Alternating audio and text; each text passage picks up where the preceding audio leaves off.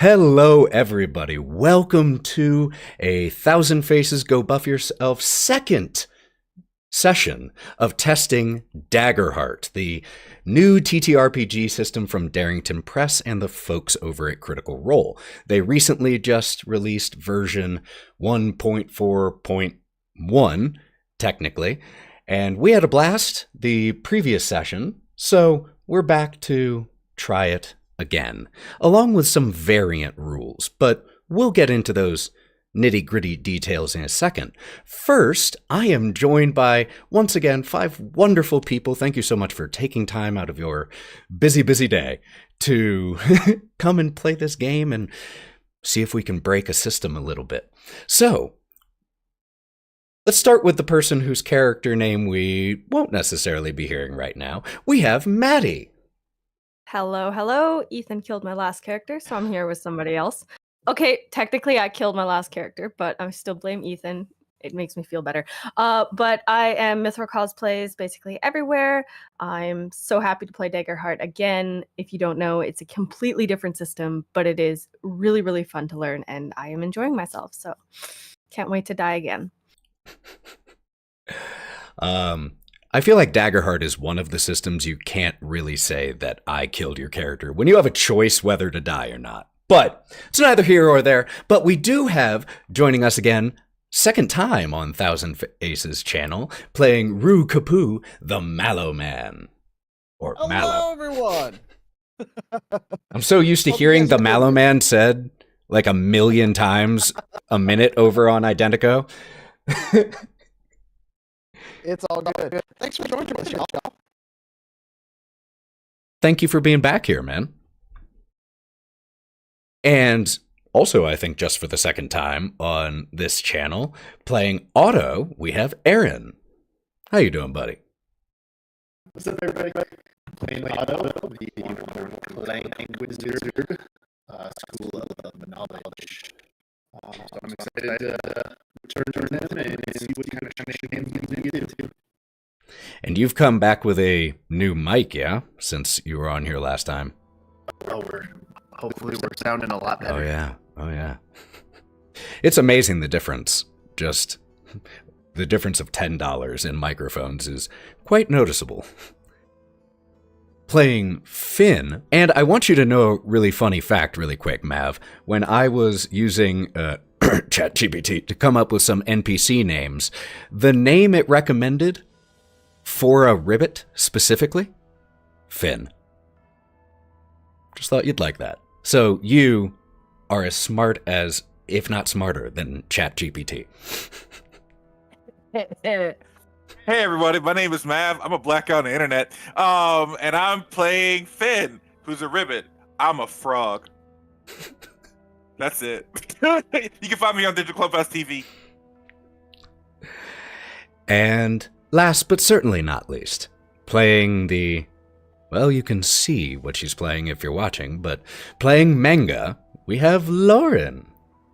Hi, I'm a fun girl. No. Yep. Yes. No. I'm a mushroom lady. It's Fun Grill. Fun girl. Mushroom can't do this again. lady. Okay. Lolo, you do your hot cap shit. All right? It's hot Thank cap you. summer. Hot cap shit? Jesus. And I'm Ethan. I'm going to be trying to keep this somewhat on track. We'll see how that goes.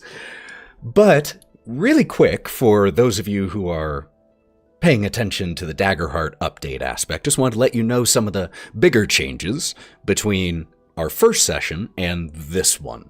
They've switched advantage and disadvantage back to how it was in a previous version. So now instead of rolling 2 hope dice, which was a little awkward, you're just going to roll a d6 and either add it or subtract it from the total, depending.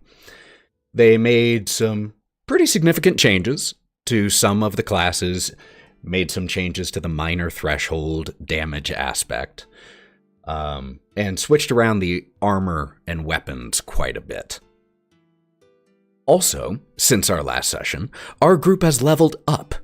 So, do people happen to remember off the top of their heads what they took, not the well, actually, you can say your experience too. So what experience you added and what 2 things you did to level up. Let's just knock that out really quick for those of you keeping track of all of the nitty-gritty details. Aaron, why don't you start us off, because I know for a fact that you know it off the top of your head. So the experience Otto is taking is observant, due to the fact he is able to see high and far compared to his teammates. And then he took an extra armor slot due to being a little bit of a tanky boy, and then increased knowledge and strength. Very cool. Finn, what about you? Ha! I remembered. I took a battle-hardened experience due to the ending of last episode. It has affected Finn in ways to being better and stronger for his team. I also took an increase in agility and strength. And my other one was I increased my evasion skill or evasion score as well. Very smart. I remembered. Mengah. I took spontaneous, make us obviously. For your experience? Yes. And then I increased HP and evasion. And additionally, the coolest thing, I got Midnight Spirit, which is I get to summon an arcane spirit, and it can do stuff. That's so nice. Oh, wonderful. I can't wait to see that in action, and we certainly will. Yeah. What about Roux Capu? Roux took a little bit of a bump to the minor HP. We bumped up a little bit there. We did a little bit to our experience. We are using Slippery as an experience, as well as we took the spell Troublemaker. So look for Roux to be using that a little bit in today's session, because I'm very excited for that one. So, and we can't really talk about what Mommy's level 2 abilities are. And that brings us into tonight's session.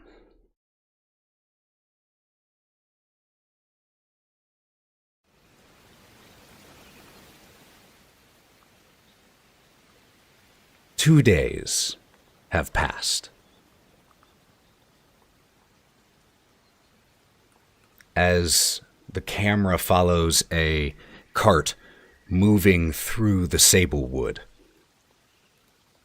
we hear voices of events not that long ago.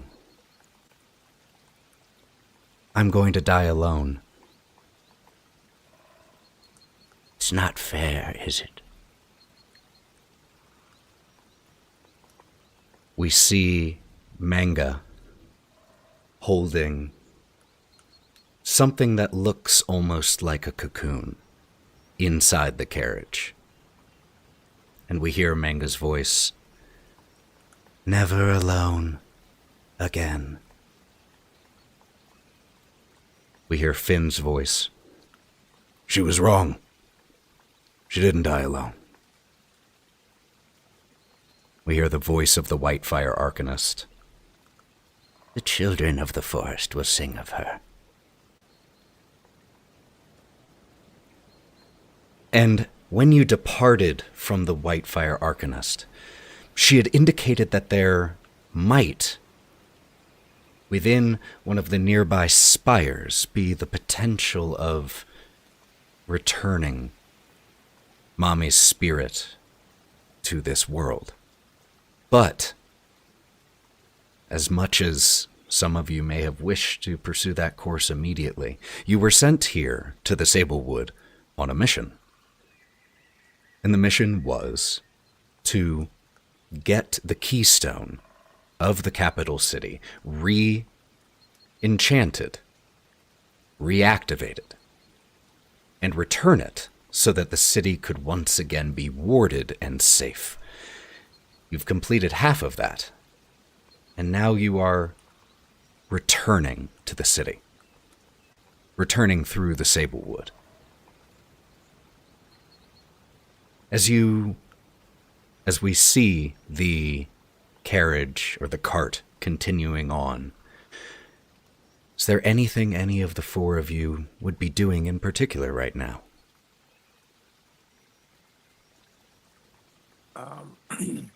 Finn would be driving the carriage, just kind of sitting silently a little bit. He's been driving the last 2 days and doesn't want to let up on the reins. Keeps him busy. Yeah.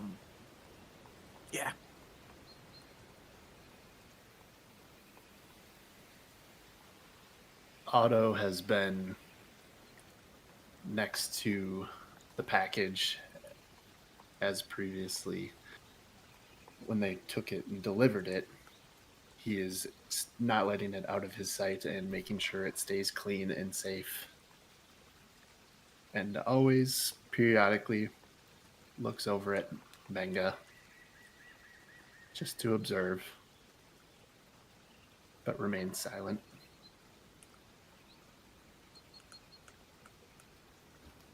Mengah is just sitting there, kind of kicking her feet. Seems to be in relatively good spirits, all things considered, and is just humming to herself and cradling this little cocoon, just waiting.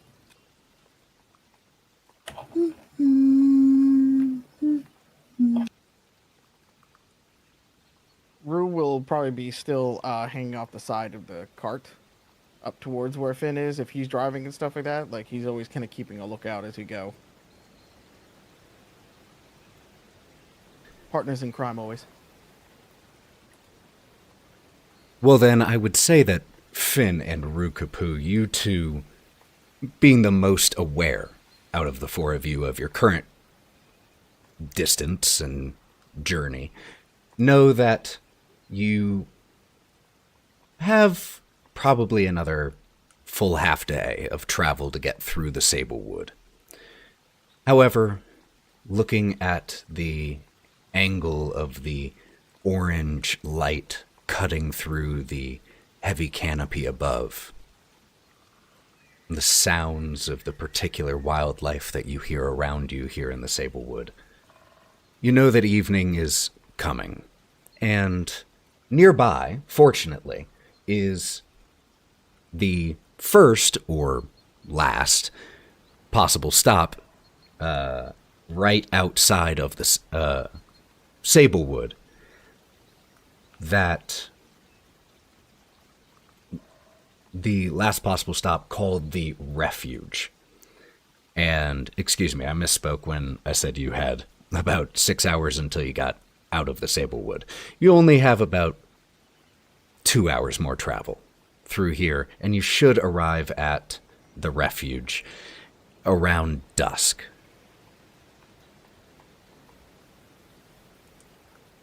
So the four of you continue traveling that direction. How many of you didn't stop as a group at the Refuge on the way into the Sablewood last time? You left early enough that you didn't have to. But how many of you have ever been to the Refuge before? Do you think any of you would have? Probably not. Or at least not. I doubt Finn and Roux would be there. We would have been on Get that seaports vibe. only. Yeah. Well then, any of you who wishes could make me a knowledge check.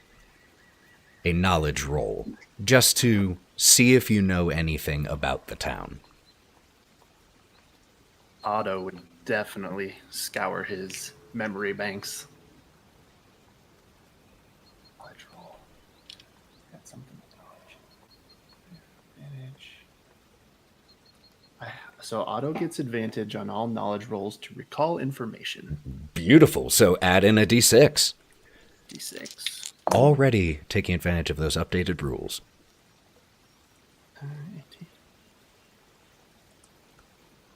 24 with fear. Jesus. He's Okay. a knowledge wizard. Well, I'll go ahead and take a fear point. But You're welcome. there's no major complicating factor as a result of that. But with a 23, you have heard of the refuge, specifically one, because it is, like I said, it's the last or first, depending on which direction you're going, place you can stop right outside of the Sablewood. You also know two other facts about this town. That is that it engages in selective burning of the forest to keep the encroaching trees back. And also it's known for a very delicious type of wine called fire wine.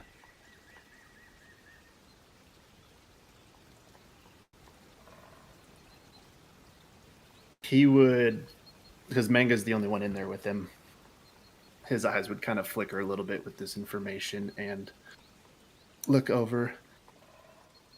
Mengah, do you know that in the town of Refuge there is a special type of fire wine? I hear it is quite delicious. Is it made with real fire? He thinks for a second. You know, the possibility is definitely there, especially when you take into account that the town does selective burning of the forest to negate any sort of intrusive bad things. Oh, it also provides new fertility and growth to the grounds that they burn. That is quite observant, and I suspect correct. Beauty and death, growth. And she cradles the little cocoon. Would you like some fire wine? I don't know if I will partake, but I think Roux definitely would. We shall make sure. We should stop and get some when we get there. It should only be a couple more hours. Great idea. Adjust the keystone. Cleans it off. Prestidigitation.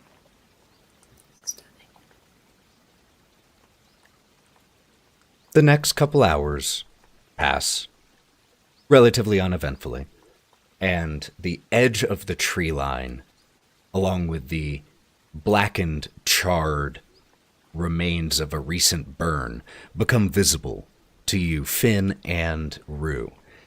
And in perfect, you all made pretty perfect time, as full sunset seems to be about 30 to 45 minutes away. The first stars are starting to become visible in the purple sky. And as your cart pushes forward, you can see the walls of the refuge.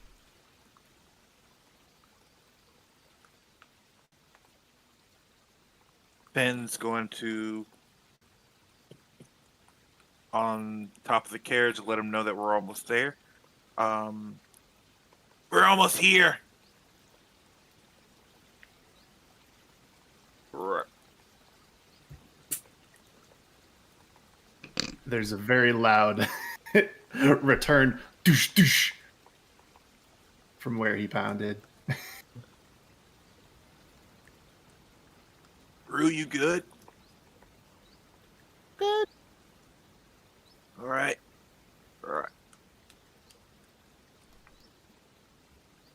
You continue the cart forward and begin to approach the gates of the refuge. The refuge, being located so close to the edge of the Sablewood, has built itself fairly formidable defenses, at least in terms of its walls. It has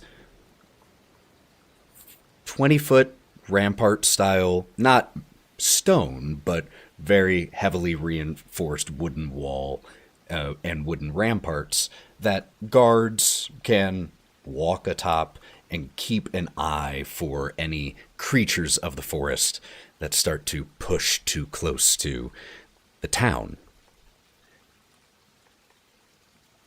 Roux and Finn, just for fun, each of you roll me a instinct check.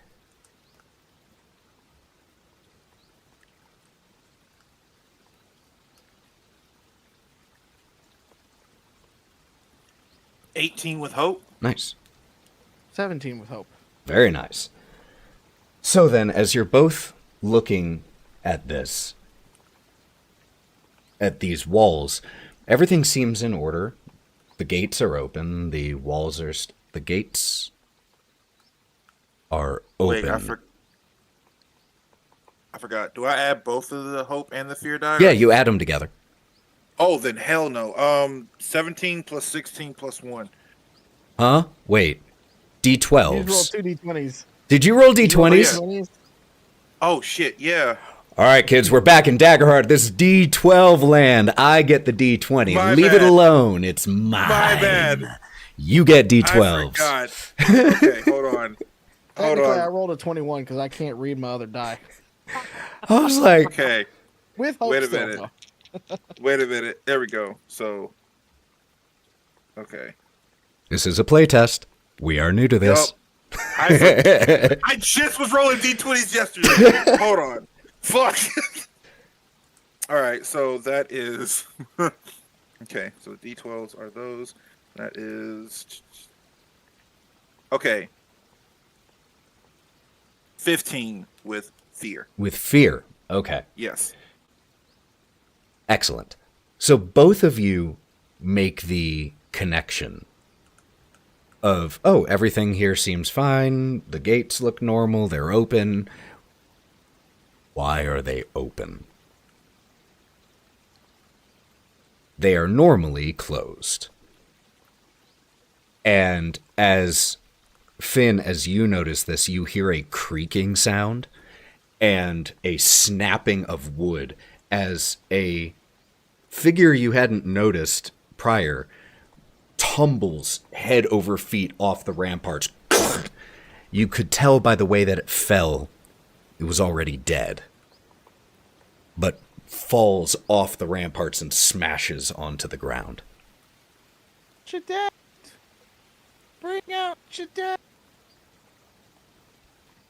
Finn's going to pull the reins to the carriage to a stop.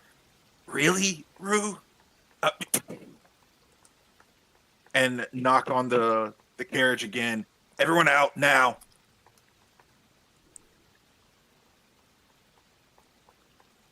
Roux will just hop down. And he'll open the door. And he's a polite simian. Mengah will pop on out. Hello. Oh, it's open. It's raining dead guys. Huh? Dead guys. They're just falling from the sky. Are Should they? not be possible. That is not possible. Not possible. Get out here. Grabs the keys down under one arm and extends the tower shield on that one to kind of like block it a bit. So he's like this.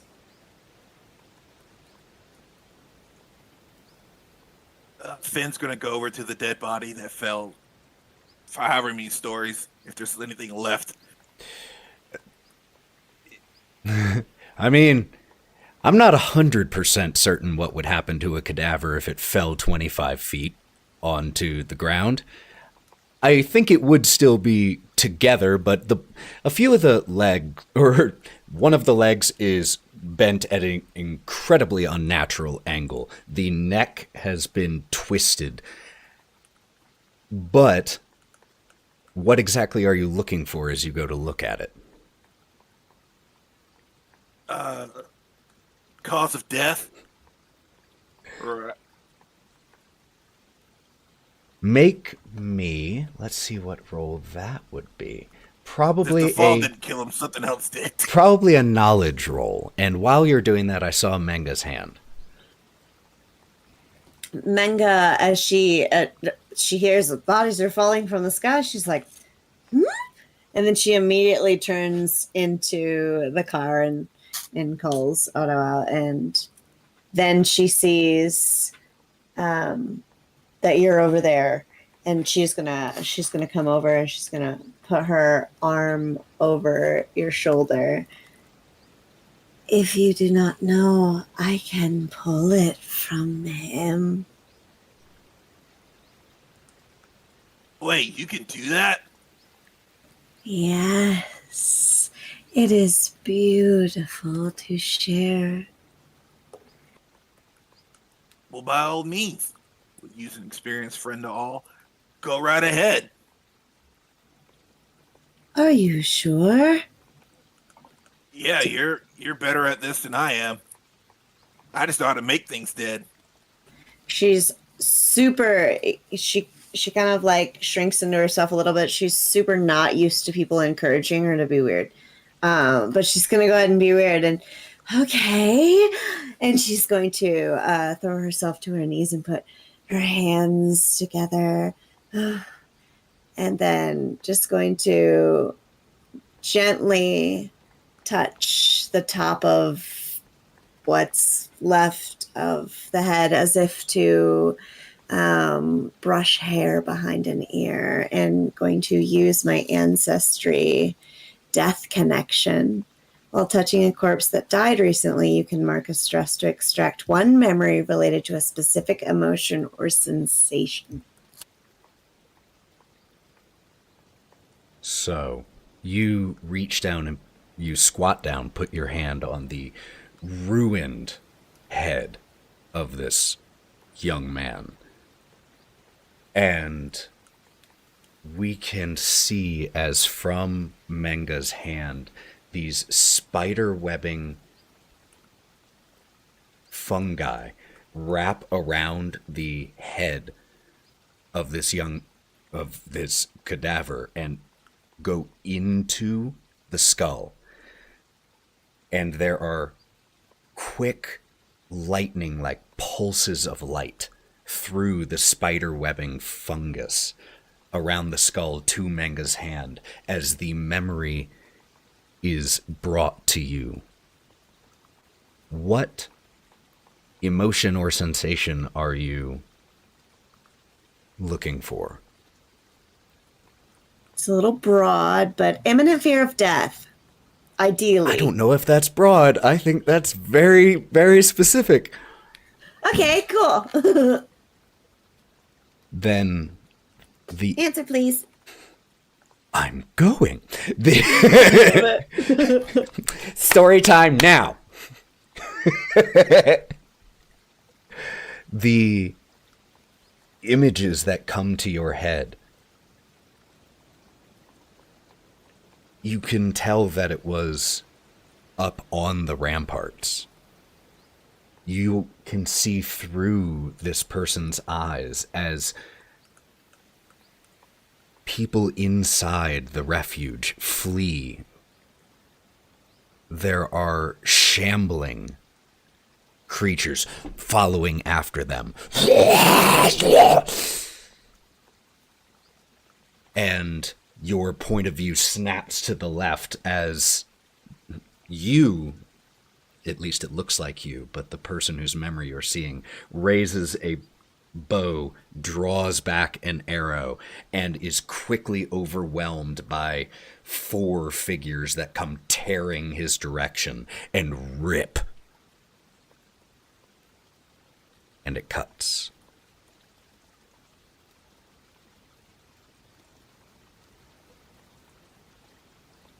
Oh no. A big metal hand lays on your shoulder, slightly cold. What did you see? Swarmed, attacked, and shot. Arrows. Hunted. I mean, basically, right?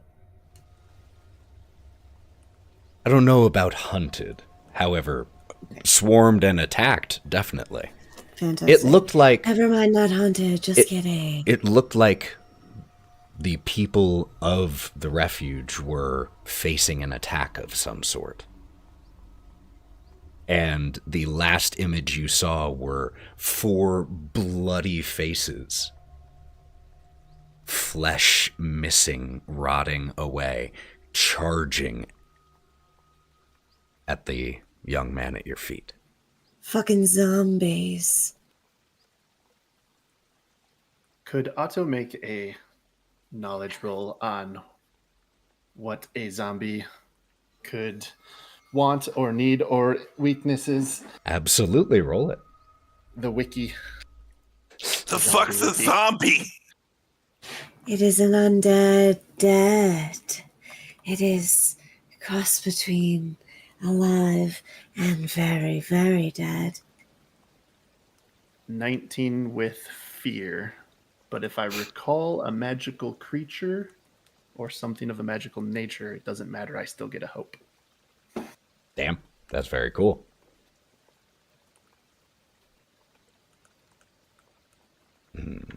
So with a 19, you want? Undead tend to be, or at least zombies tend to be relatively mindless. There are the very intelligent type of undead. Zombies, usually not them. So what they want is usually pretty base level. Not to be too reductive, but usually just want to kill, feed, and create more undead.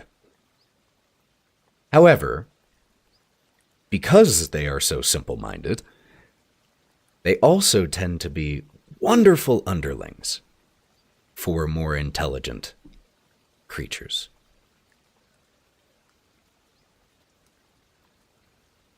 Otto is going to let go of Mengah, and his hand is going to like shoot up and just freeze over, and he gets very like security sentry mode, and he's going to walk back to the carriage and put the keystone in it and slam the door. If there is one zombie that killed that one, there are definitely more. We should be very, very careful. Then he's going to start walking in. It's lovely. Finn will motion for Roux to come up. He'll jump up on there. He'll pull some daggers out as well, just getting him ready.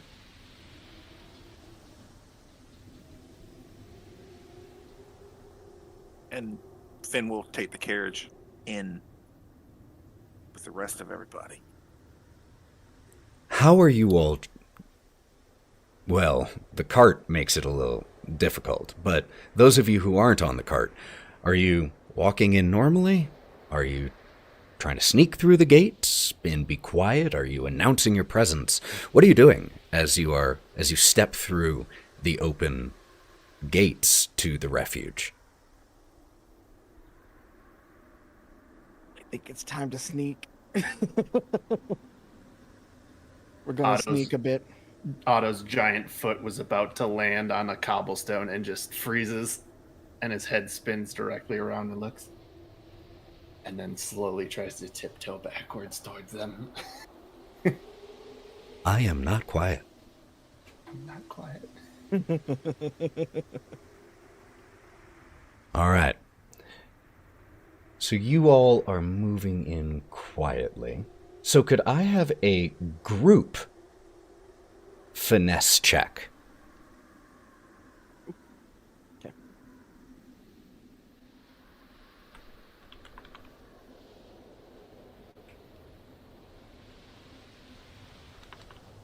Still. Let me see how this works really quick, because there are specific rules for a group action roll. But you were saying, Mallo? That's an 18 with hope. Oh, okay. Hold on one sec. There we are. Okay, so the way we might have to redo those rolls if you already did them. Let's see. So this is actually a good opportunity for me to Put it on the board. yeah, put it on the board really quick so that people can see it. Oh, no, come on. Smack that shit. Oh, that's why. Because it's now 1.4.1, so it wasn't the right window anymore. There we go. So group action rolls. When multiple PCs take an action together, such as sneaking through the enemy camp as a group. So I guess this applies. Nominate a leader of the action.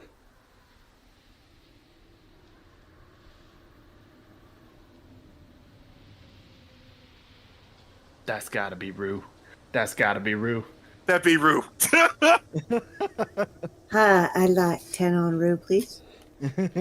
Okay, so then each of you gets to describe, starting with Roux, who's spearheading it, then each of you get to describe how you collaborate with the rest of your team to succeed on the task.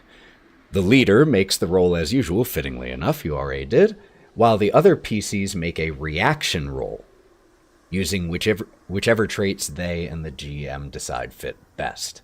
The leader's action roll gets a +1 bonus for each reaction roll that succeeds, and a -1 penalty for each reaction that fails. So a reaction roll is, especially when it's a trait, is almost exactly like a standard trait action roll. The only difference is you can't gain hope or fear off of it, is really the main difference with them. So,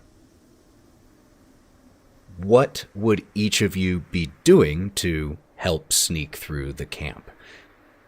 What this allows, just from a game perspective and a roleplay perspective, since we're playtesting, is kind of like when I've run skill challenges for all of you in different things, where you can use something a little different than just stealth or just attack. It lets you, if your finesse is terrible, try to assist in a different way, using a different trait. So, that's a way to think about it. So given that, how are you all helping so we know what trait roll you need to make?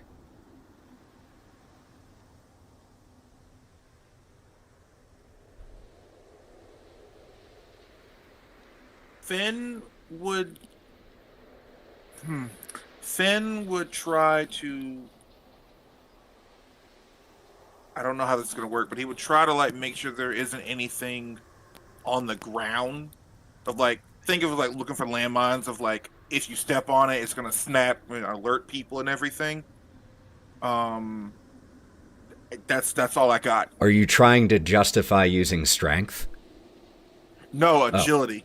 Oh. Oh. I mean, certainly, if that's... So you're going around just like... going ahead of the rest of the group looking for like anything that might give away... I'll allow that. Why not? So you... I'm a frog. I don't look it out. So you can make a agility reaction roll. Otto? Okay. What was Roux's methodology for sneaking in? He's going to get as small as he possibly can and up against a wall and start to slink his way to see what in the world is going on past the gate. Okay. Since the gate's wide open. So I don't know if it'll work for a group roll, but Hail Mary here. Could I use an expertise for mechanical mimicry to observe him doing that and then try and replicate it? Oh, an experience. You're trying... So, yeah, if you spend a hope, you can leverage an experience. And so you are using... Let me make sure I understand. Mechanical mimicry to try to copy how Roux is moving? Yes. So I would think that would still be a finesse roll. Okay. Which is a +0, but your mechanical mimicry is a +3. So if you spend a hope, you can make that finesse check with a +3. Okay. And then due to his School of Knowledge subclass, it's called Adept. I can mark a stress instead of using a hope for my expertise, and it doubles that expertise. So you can mark a stress instead of spending a hope to use an experience on a roll. If you do, double the experience modifier for that. Dang! Instead. Okay. That's Same intense. stress, but yeah. it'll become a +6. That's huge. Big boy needs some help. That is very Love powerful. that. Okay. All right. Fucking Autobot, All right. let's go. So, what did Finn, what did you get on yours?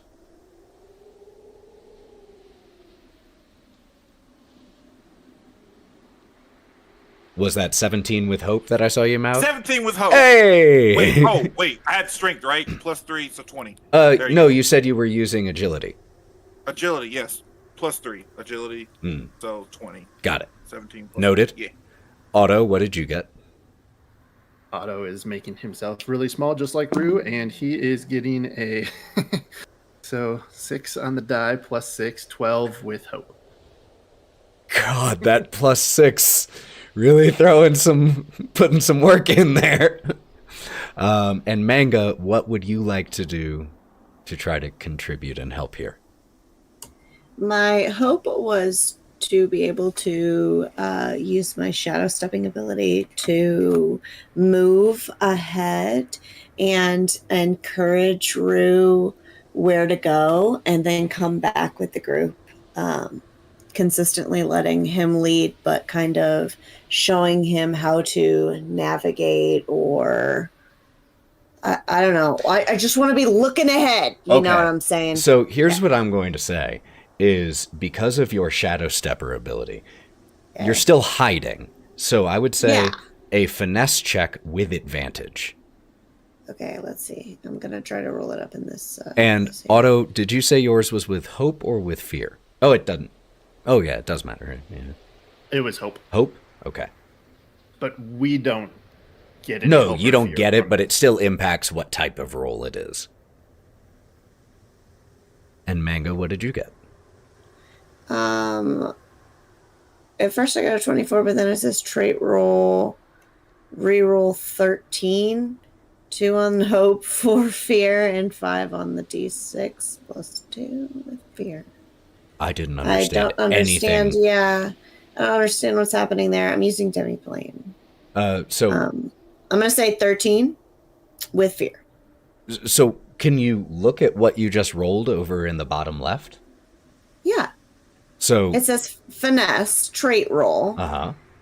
24 with hope. So and then it has another one so you got underneath. So you might have clicked it twice. Maybe. Okay.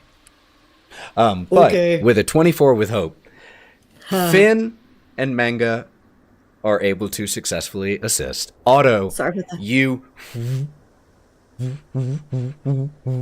shrink yourself down and try to copy Roux's positions and movements, and bless you, you do. But you are also so much larger. So when you go to the places that Roux was able to hide entirely behind, it's like Kung Fu Panda hiding behind a bamboo. Like it doesn't really work.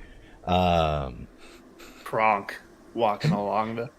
So as a result, we are finally back to what Roux rolled, and you get a +1, +1, -1, so a +1 for all that. So it's 19 total then? 19 total.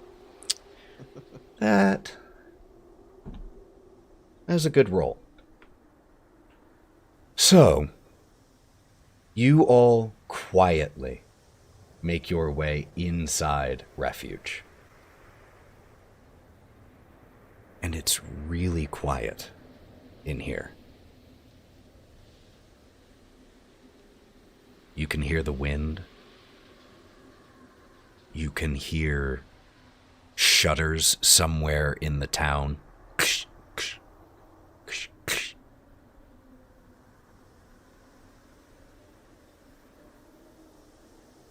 But you don't hear anyone and I probably don't see anybody, or do I see bodies too? Or Make a instinct check.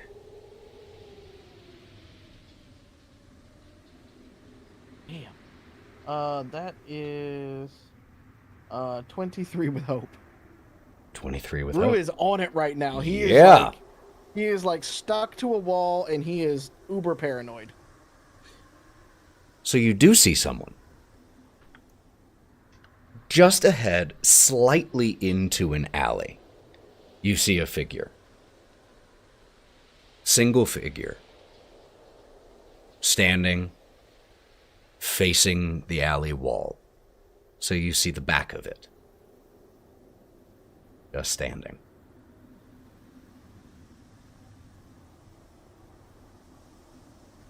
Well, everybody's big to Roux.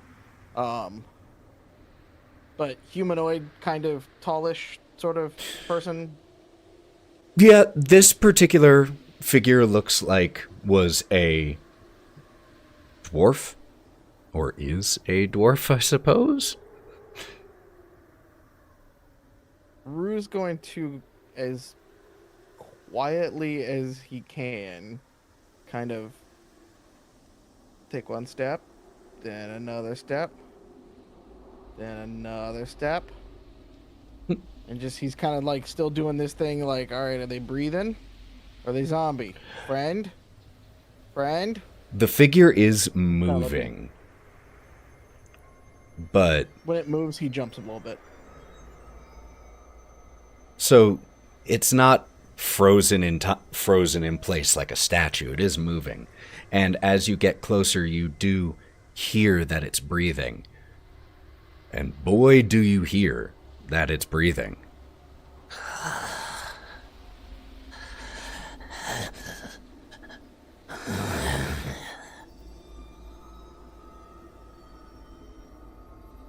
But not in a creepy way. Like, it's like Roux's been That wasn't in a creepy way? Let me do it again then.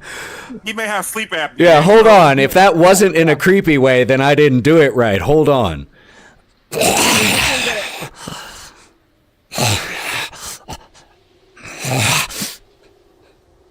Well, is it sound more Was like that creepy, Mallo? I mean, damn it! Because here's the question that Roux's trying to figure out.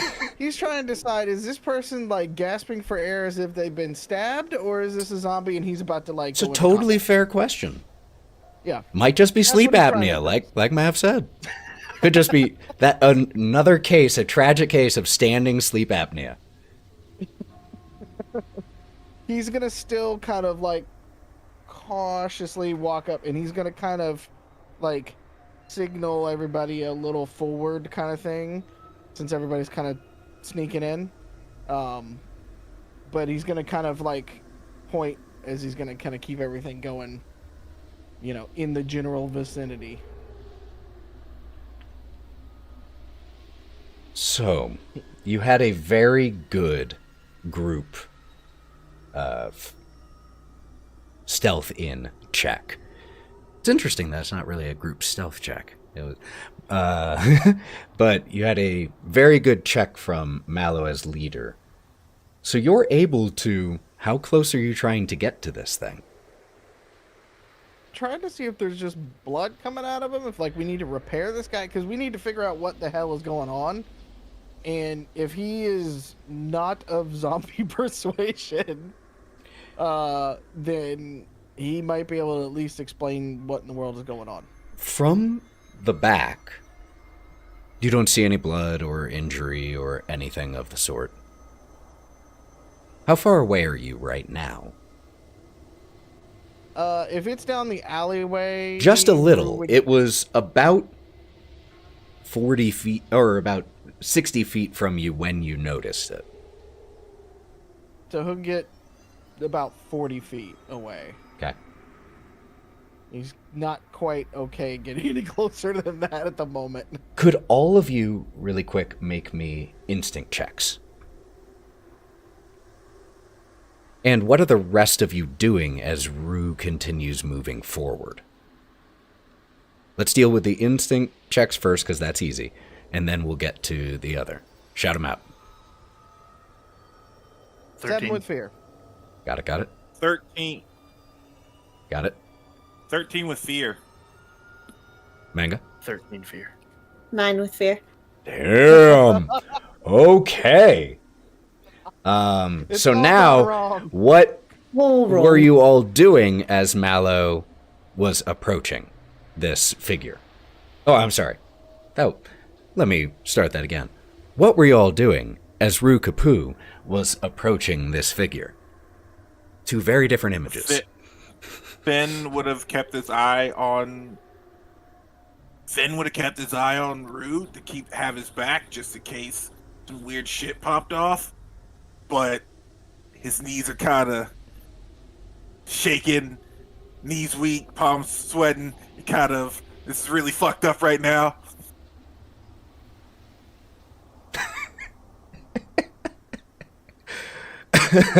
Beautifully done.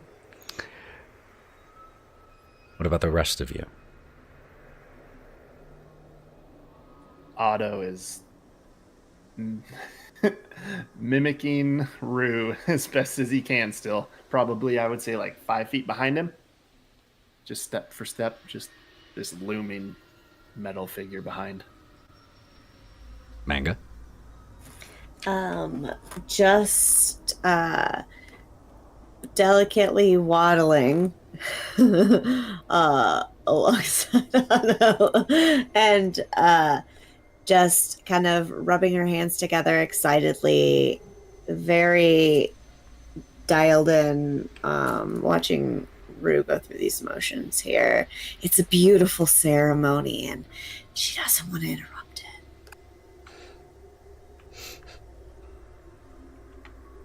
So, with those instinct rolls, you're looking around, and the place feels incredibly off. And you watch as Roux is quietly shuffling forward towards this figure, trying to see what can be seen. And from the alley on the opposite side of this main street, all of you hear, as with that many fear rolls, we gotta turn the intensity up. And 3, let me make sure that's true. Yes, 3 additional figures start moving their way your direction, and you can see them in the dimming light, and they have blood entirely coating the front section of their clothing, particularly heavily near the chin area, as 2 of them have blood soaking their chins and lower parts of their mouths.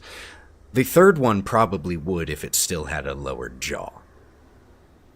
So instead, you just see this graying tongue hanging from it as they start to shamble their way towards you.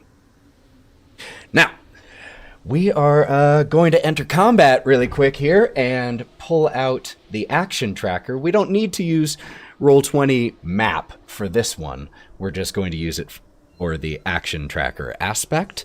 If you all want to make sure that you get your Roll20 pulled up really quick, we can do that.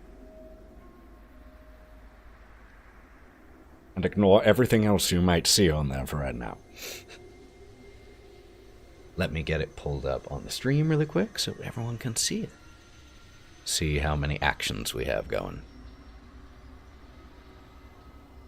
The tracker isn't. Huh? The action tracker isn't there like last time. It's all the way at the bottom. Oh, I may have Oh.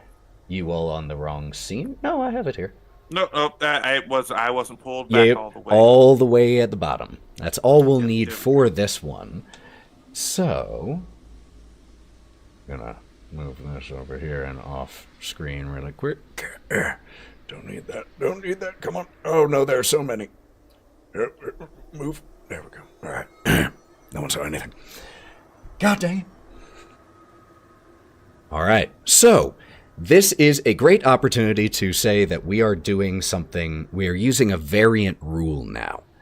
After talking at the end of the first playtest, we all felt like the initiative unlimited number of actions thing could get a little weird and out of hand, especially with quieter people not wanting to interrupt each other, which was my initial concern with it too. So we've implemented a variant rule, and that rule is limited action tokens. Each PC will have 2. They can use them still at any point. 2 right in a row, first and very last. Doesn't matter. But once they've used both of theirs, they can't act again until everyone else has used both of theirs. So we're going to test this different initiative system out to see how we like it. It doesn't change anything on the GM side of things. I still act when the GM still acts. It's only related to the PCs. So let me change the ambiance really quick. So we shouldn't be able to see a map right now? Oh, there is a map there. Oh. We're just not using it right now. Ignore that. Get those mind. You know, I can just... There we go. Just hide that for a sec. All right. So, the situation that we have right now is Roux still about 40 feet away from the figure that was first spotted. The street that you're on is about 20 or so feet wide. And there is this group of 3 approaching from the opposite and beginning to charge your direction. So, who wants to go first? Oh, we're in a kill box.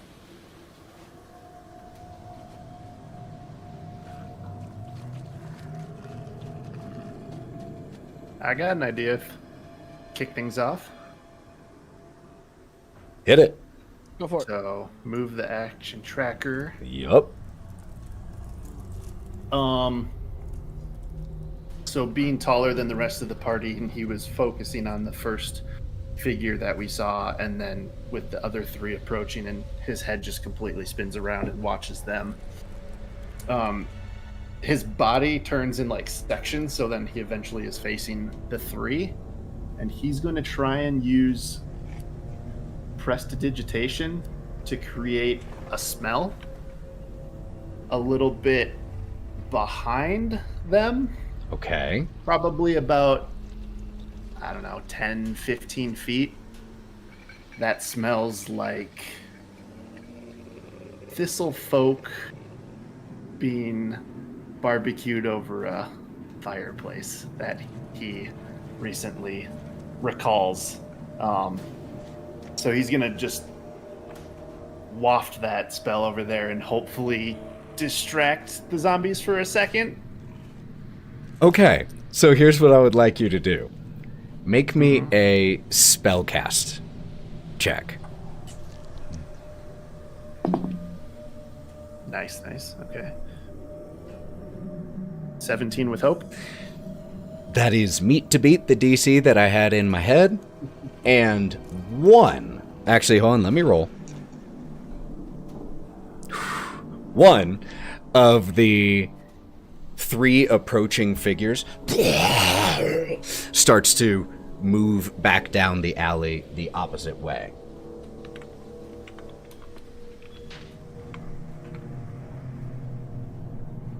He's just gonna let that spell go and then kind of look around in a bit of a panic. They are coming.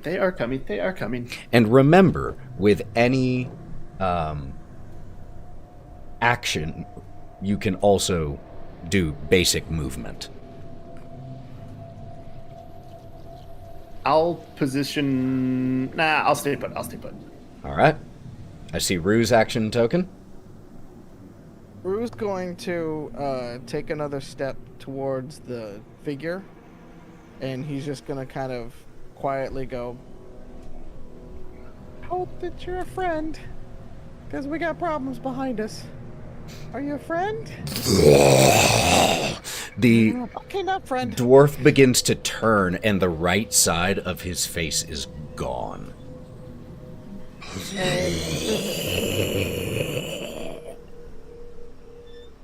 Roux just gonna run up and start killing. Just use the action, start killing. Yes. All right. He uses the act and starts killing. So what are we doing? Just daggers. Dagger? All right. Yep. And you get 1 attack, if I recall. And yeah, because you have the paired feature here. Yep, that's really cool. All right. And so you're running up to the dwarf, the one that you were approaching? Correct. Cool. So 8 with hope on the first one. That is going to miss. And then the second one is 12 with fear. Do you get 2 attacks? I'm trying to figure that one out. I think the way the paired weapon works is you only make 1 attack, but Gotcha. it adds the extra... Wait, is that paired? That's and secondary. As we hit the search bar. Yep. Whoever can find me the answer to that question first, I'll give a digital cookie to. And this is all about the playtesting. So let's check out equipment and see if we can get the answer to that. You guys gotta beat me.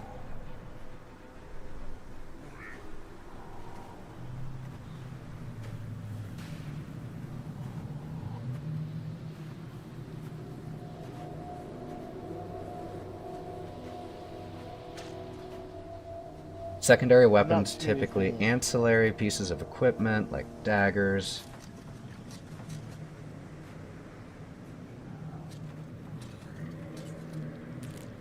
Can make an attack roll with either a primary or secondary weapon you have equipped.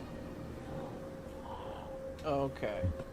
But if you attack with your primary like you did, you get the extra damage from it, so it's the smart one to lead with. Okay, so Right, you got your 1 attack, but an 8, it's not really that it misses. This thing isn't fast. It's just you sink in, and as you pull away, just a little bit of black just spits out from the wound that you made, but it seems to take no notice of it.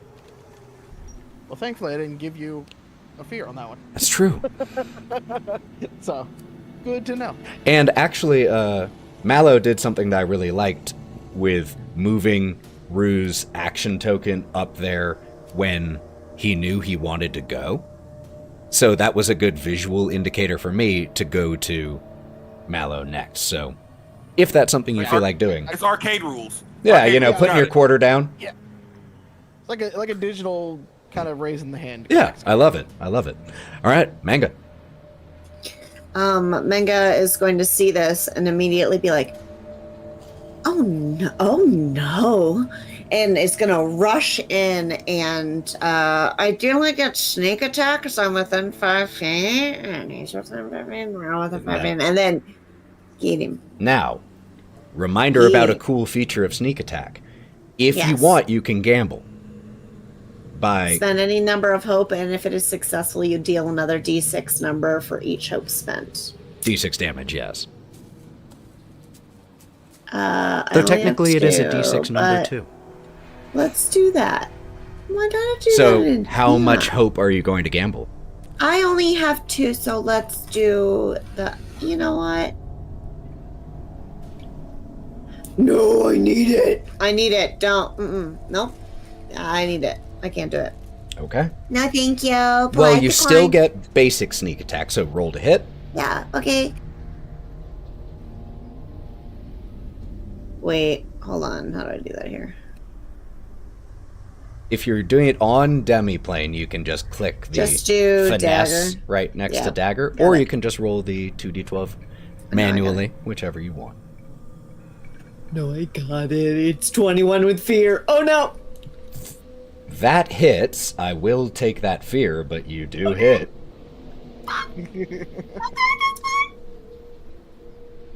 I'm almost at max fear. I swear we know what we're doing, guys. Everyone out there. All right, but you do hit, so you get to roll the additional sneak attack damage on this one. Now, really quick, were you attacking because one got pulled away? Did you run over to the one that Roux was attacking? Oh, yeah. Okay, just wanted to make sure. Cool. All right, roll that damage. Yeah, that's going to be 16 total. So I got 16. 11 on that dagger, and then sneak attack was 5. Beautiful. You come... Please describe how you come do 3 hit points worth of damage. It is still up, Okay. but 3 hit points worth of damage in one strike. Paint me this picture. As she sees this, she goes, "Oh no! Oh no!" And she pulls out her dagger, and she's just like, "Oh no!" Walking over, and then she's like, "Oh no!" And she just right into this guy's throat as she looks at Roux. "Are you okay?" That's how I want to do it. All right. At the end of your turn, I'm going to go ahead and go. So I will actually mark off that fear because I'm going instead. So the one that you just attacked is going to definitely try to attack you back. We'll see if it hits. So this is against your evasion, Mengah. Okay. I don't think an 8 is going to hit. Is it? Where is that evasion listed? Up beside armor. Oh, got it. Thank you so much. So no, that will not hit. No, thank you. Okay. That was one action token used. Now, let me check there. Yep, they don't have any reason they can't do that. The 2 who were coming from the alley move forward, and they have their choice of 3 targets. Oh no, 2 targets. So even odds right now. Otto. The first of these 2 zombies, looks like was an elf, comes trying to scratch down you and pull your pieces apart. That'll miss with a 6. That hits. Oh, okay. My evasion's a 4, my dude. Yeah, I forgot that. He 10. forgets that you're a wizard, 10 damage. but also you spit as a tank. 10 damage. Compared to your So- thresholds, and now you get to choose armor and that type of thing. Yeah, so it was trying to scratch my bits away. He's gonna plant the tower shield and just slam back and use an armor slot and negate all of it. Damn, that's a lot of armor. So, just as this former elf came running your way, you just drop the shield down in front of you, and you just feel the scratching. It's actually a odd feeling of deja vu from just a few days ago when a skeleton was doing this exact same thing, but now there's a little bit more meat and blood involved. I have one more that can take an action. And, God, there's no way. We'll run up to Finn. Nope. No way doesn't 7 hit you? No. No. 14 evasion, Jesus. There's that, and there is that, and I will then spend a fear to have the condition from the one that you had distracted end. and will start to notice that there is nothing here and run back that direction. At this point, I would say Otto and Finn, you notice as the one that was running down or walking down the alley turns back around and starts charging. As a result, you also notice as its head is cleaved entirely from its neck. As a dwarf steps into view behind the other, or in the alleyway. Matty, could you please describe what we see? Alrighty. You see a barely above 4 foot tall dwarven man with a ridiculously long silver beard that is tucked into one of his belts. He has a great axe in one hand and a tankard in the other. And he's just going to run towards the closest undead and attempt to, cut something off. He's not even sure what he's cutting at, but as he swings, he's going to, take a big drink from his goblet at the same time as he swings. Oh, I love it. So, yes, you are able to run and get behind the one that was attacking, that you see attacking a ribbit at the moment. Amazing. Okay. Sorry, I have to find my characters again. I'm just fucking around on here. No, go back. Okay. That is a 24 on fear. That will hit. I'll take the fear. Okay, and that'll do 11 points of damage. Okay. Yeah.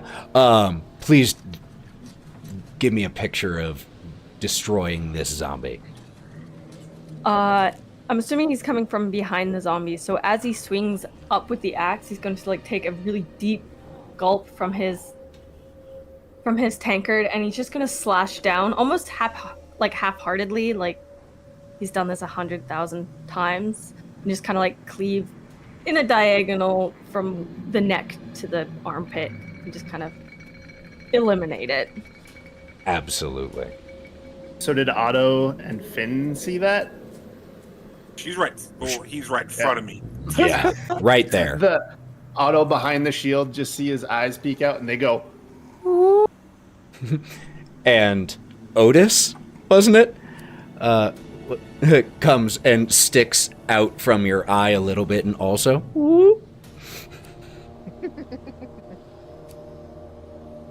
Whoa! Impressive. You still have two enemies up. The one that is still trying to get around Otto's shield, and the one near Mengah and Roux. Alright, so I had put my tracker up there, but Yep. for some reason I had doesn't. to move it down, I accidentally moved it too far down, but it was notation for me to see which ones I had used. Alright, no problem. Because for some reason it doesn't show on the screen. I'm behind it. Oh, I can fix that. There you go. Thanks. There you go. Alright, cool. Good for me. Alright, there we go. Finn, when seeing this drunk dwarf just cleave this zombie in half, Finn's gonna go, "Oh shit! You're pretty strong," and hop over him onto Otto to slash the one behind him or in front of him. Roll it. We got 15 with hope. Oh, sorry. Got add my +4. So 19 Yeah. with hope? yeah, Yeah, that'll hit. cool. And then we're gonna use the newly broadsword that we got because we had to update shit. 6 + 2, is 8. Okay, so that is going to be a major wound to this one. Yeah! 2 hit points. And because I successfully hit him, battle strategist, and deal him a stress. Oof. He only has room for 1. Yep. So, with that being shown, when I go behind him and slash him to get his attention pretty much, he's going to turn around and just see what Finn looks like, but Finn sucks in air to make himself look bigger. So Yes. all you see from his neck thing, from his handkerchief, is just buffed out, so he looks bigger than he is. Love it. That's the end of my turn. And that was with hope, yes? Correct, yes, with Okay. hope. Otto. After Finn jumps up and stabs and jumps to the side and gets big, Otto is going to pivot to the side of this zombie, keeping the shield between, and then his arms at the elbow are going to kind of detach and back up a bit, and just as he's going to use the power push. That's so cool. And try and slam this thing into the wall. So that is a 13 with fear. 16 with fear. Ooh, okay. That's a big difference there. That'll hit. But All right, with so fear, noted. Mm-hmm. And takes 16 points of magic damage. Okay. So, could you do this power push, and it just breaks the zombie apart. No. Just through sheer force. Just that one's gone. But with fear, I will go. And I only have one remaining creature, but it's going to try to make an attack, this time at Roux. Nat 20! So, with the variant rule we are using, crits don't work in terms of damage the same way for GMs. The variant rule is it just gives me a fear. So, Hey, Ethan. yes? Would Roux be counted as very close to me currently? No. Roux is about Okay. 40 feet from you currently. Okie dokie. So, I will take the fear. It is a hit. And the damage will be... Damn. 15. Ow. At least it wasn't 16. Right, yeah. So, you can use an armor slot if you want. It would take a few, though. So, or are you taking the 2 hit points of damage? No, I took the 2. Okay, cool. Yeah. Because the math doesn't work out the other way. Yep. All right, that is my one and only action I can take. Back to y'all.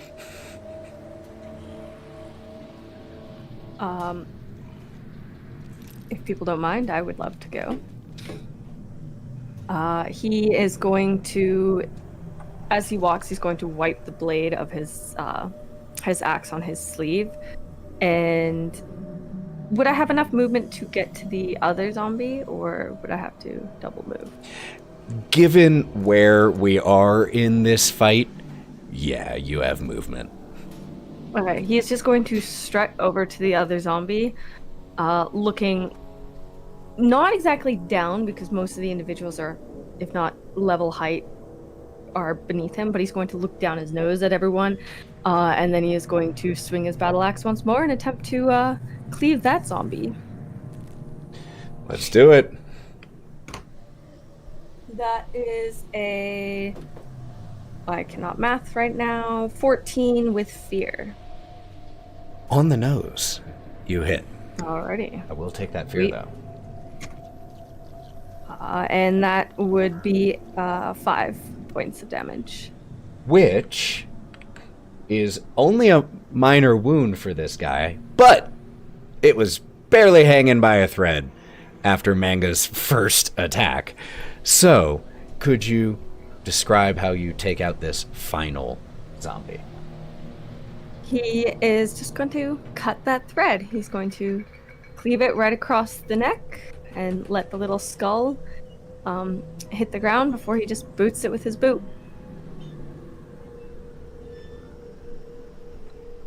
And the streets are currently clear of any other figures other than you all and this dwarf. Wow. Can the dwarf kick the head towards Otto? Can we say it came towards him? Because I want to squish it. Yeah, we can I'm say it fine came with that. towards. Just his big metal foot.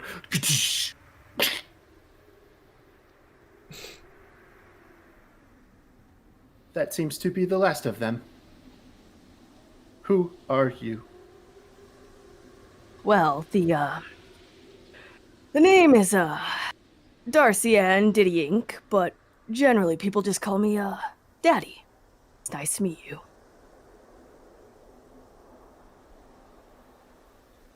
Nice to meet you, Daddy. We are trying to survive. Survive. Not often do people come and actually help out, so thank you. I would buy you around, but I do not have the money for that. Speaking of around, very shortly after you squash the head like a watermelon, the sound of running feet and heavy panting breaths can be heard coming from further into the town towards you all. And several figures armed with swords that look older than they are in a lot of cases. And even the ones that look new look also very new in their hands. But four figures come running your direction. There is a ribbit. Ooh, I actually have them. Orc, halfling, ribbit, and a second orc come running towards you all. Daddy? Who are they? Is there more? They're with me. Don't worry about them. What's going on? You all need to get back to the tavern before night. It isn't safe to be out here. Come on. And they turn and start running back the direction they came. Best listen to them. And he's just going to follow after them. We should get the cart. Yeah. Hop, hop, hop. Who's looking hurt right now? Roux? Monkey Man. I got hit. Okay. Otto is going to come up next to you and see where there's some blood and stuff, and his hand is going to freeze over, and he's going to kind of encase it, and he's going to attempt to do a healing hand spell. So he needs a spellcast roll of 13. Yay, we get to test healing magic. Cocked. No, it doesn't make it. So on a failure, mark a stress and heal 1 HP. You can still heal 1. So it heals a little bit. But do I get a stress or do you get a stress? I get a stress. Okay. You heal 1 HP, and Otto, like, his eyes kind of flicker, like he's losing connection a bit. But then he stands up and keeps going. That should help a little bit. Beautiful narration.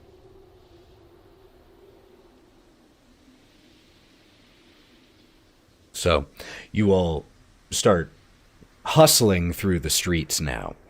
And as you do, you see signs of struggle and death. You see burned merchant stalls, blood on walls, a body. you occasionally catch sight of figures standing in foggy alleys as you run down the streets and as the sun is steadily setting. And the tavern comes into view. And you can tell as soon as you approach it that it has been barricaded. There are only slivers, cracks of light coming from the windows at strange angles where they've been boarded over. And as the four figures who came to get you all, come on, push you all inside, you enter into the tavern with your new, at least someone else to fight alongside, if nothing else. Let's go ahead and take a break so that people can refresh and all of that, and we will pick up inside the barricaded tavern of the refuge. We will be right back. Don't go anywhere.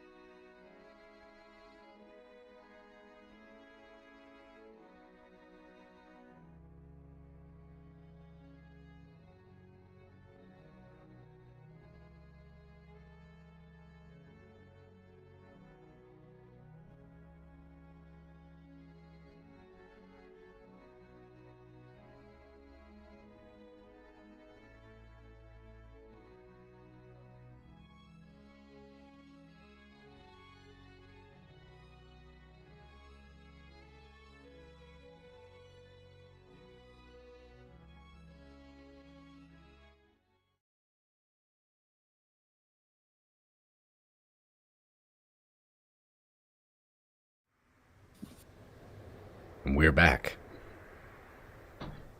You all rush into the tavern, and as we see the 5 of you make your way through the door, quickly followed by the 4 who found you, we can see the sky behind you, fading from orange to purple to the dark of night. And as soon as the door is shut, there is the scraping of wood as random pieces of bar furniture are pushed into place to create a passable barricade. You see that inside the tavern there are holed up about 35 people that you can see in just this main space. It is a single-story tavern, but there are additional doors that likely go to bedrooms where there might be more folk as well. Beds, furniture, stools, tables have all been pushed up against the door and near the windows to try to create a barricade. So the people in here sit, sleep on the floor. There is a weak fire going in the fireplace, just enough to keep out the chill. And as the door is shut and the barricade pushed back in place, the figures that are in here look at you all with weary and frightened eyes, exchange whispers and murmurs amongst themselves. The orc who spoke to you out in the street comes up to you, Daddy. Where did you find these? Are you sure that they aren't part of them? I mean, most of them seem among the living. No, you're... So I assume not with... Yeah, obviously. You're better than that. Paranoid. Well, they look capable. I mean, borderline. Take all the help we can get right now. If night is coming, I'm gonna go make sure that the windows are all still good to go. Yeah, you do that. And Daddy is just going to sit down on the floor, and from like a nearby barrel, he's going to start filling up his flask again.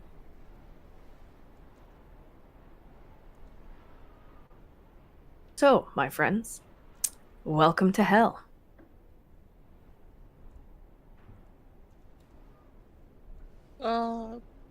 What?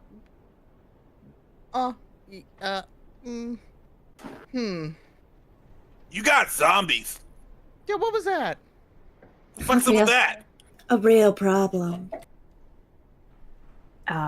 Every night they come.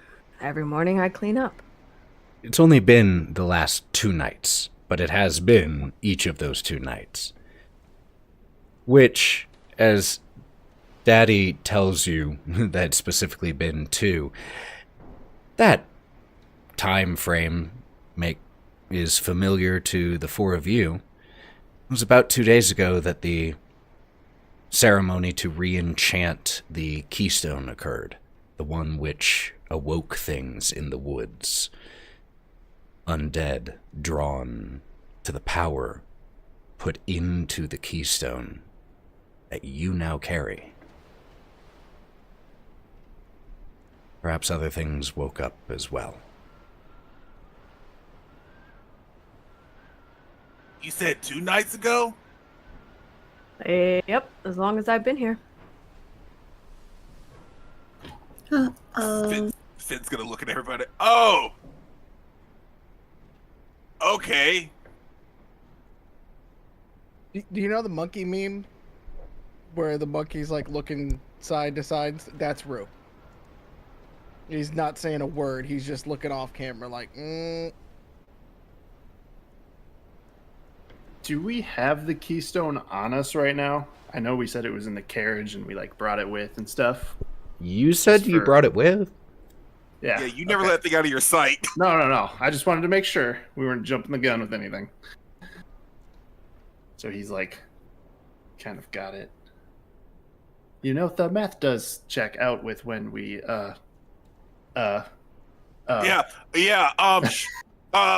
So Daddy was your name?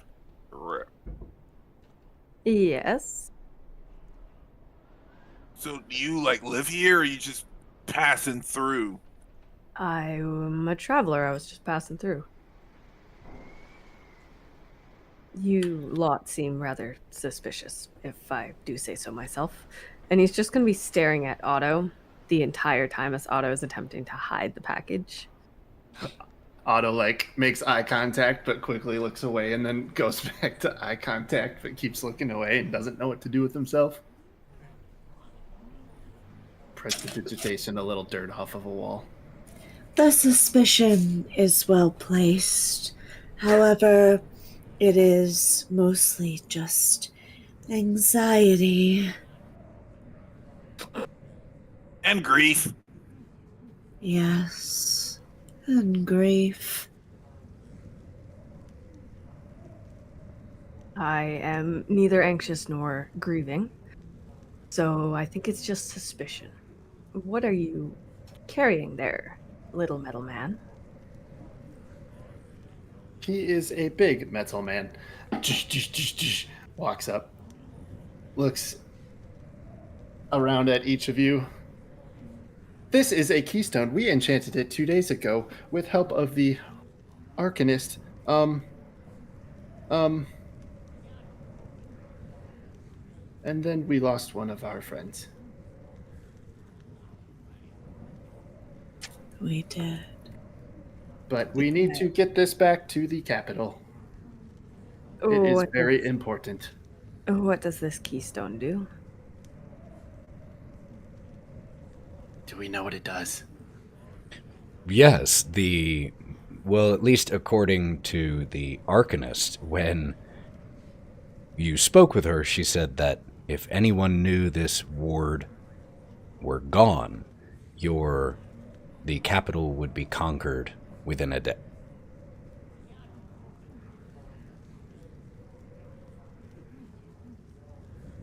We need to get this back.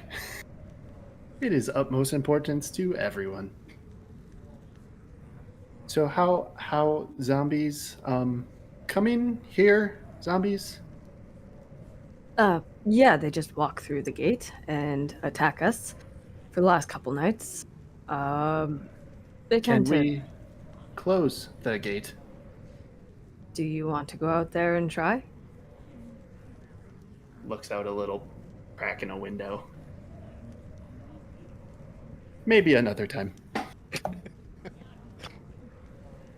I mean, we can wait till morning. The main group of zombies seems to disperse over the town, and I generally just spend all day cutting them down, so we can just do that.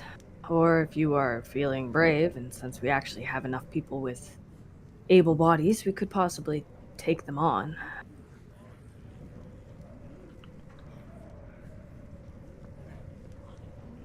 About how much time do we have? Until what? We take them on, or they take us on. They have yet to break through the walls. We just open the door and we take them on. You feeling brave, metal man?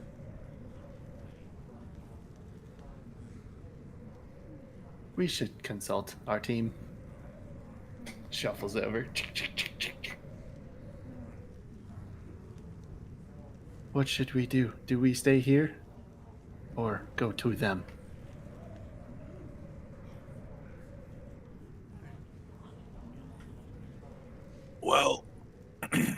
Well, there are strength in numbers, and there's a lot of us, and don't know how many of them can help these people, and Finn's gonna look around. They need help.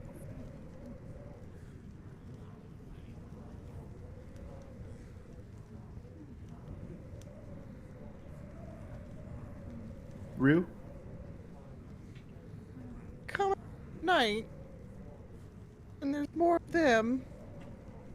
Shouldn't we just go in the morning? But I think they will come here.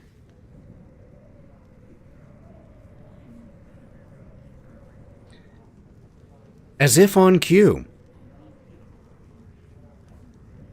As if on cue, you hear the sound of those guttural cries echoing from outside.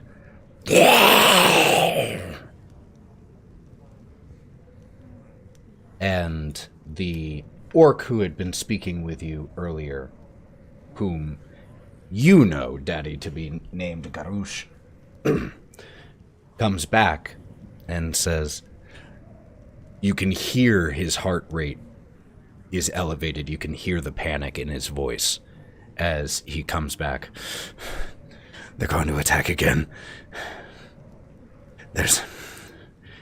Last night was worse than the night before.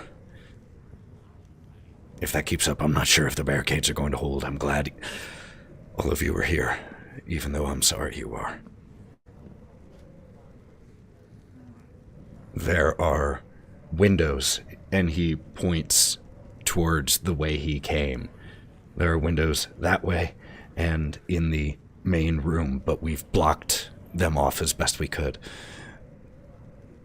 They're not that smart, luckily, but they did manage to actually get their hands through last night. They're getting better, and they're getting smarter.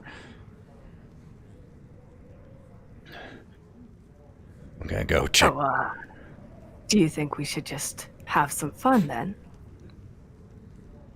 Daddy is just gonna stand up, tap at his chest a little bit, because I could use a little bit more exercise, and he's going to start walking towards the front door.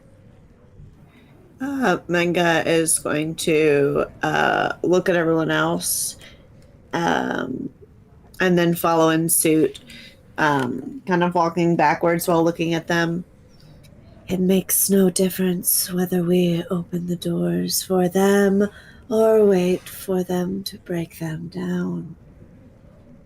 We will die either way. We should go. I love the way you think, little lady. And he's going to tap your head a little bit as he continues to walk.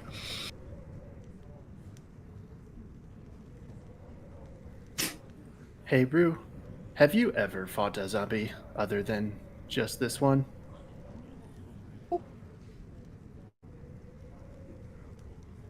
Okay, well, in that case, you should be healed up as much as you can for the fight to come. And he is going to spend 2 hope to heal you another HP using his Mending Touch. That cannot be done in combat or really a short rest. Gotcha. Okay. Roux is feeling good then. Are y'all pretty much at the door kind of thing for it? Like, we're doing this is basically what's happening? At this point in time, Finn will take his sword out and just kind of start doing his mantra. He'll just look at Roux and starts sharpening the sword. Whoa. You all can't be thinking about going out there. That's suicide. If you go out, we can't open the doors again now that it's night. We can't let you back in. Well, we either go out or they come in and kill innocents. Do you think that's a better option? There's got to be a third option. Don't be a wet noodle. Fight with us or stay. I don't give a shit. And he's just going to walk right by him. Today is a good day to die. And he takes out his daggers again and starts walking towards the door with them. Can I walk over to the orc? Mm-hmm. I did not get your name. Garouche. Nice to meet you, Garouche. I am Otto. If we do not make it, and he pulls out the the keystone and hands it out. You need to get this to the capital. If you don't make it, there's no way any of the rest of us are. There is always a chance. Always hope.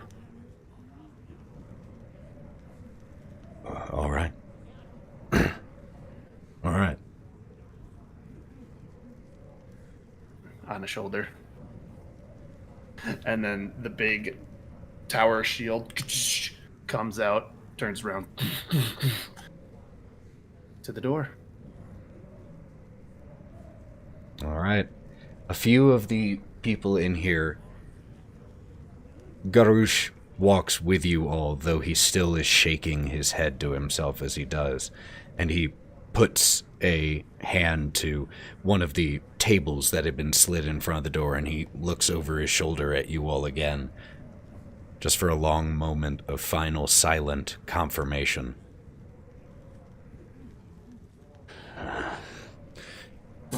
And begins to move the table aside, a few other people jumping in to help at his lead, even though they look equally, if not more, perplexed. But eventually they clear the barricade enough that the door can be opened slightly. And you look out through the door, open just wide enough for Otto. And night in this 20 minutes, 30 minutes or so has fallen fully.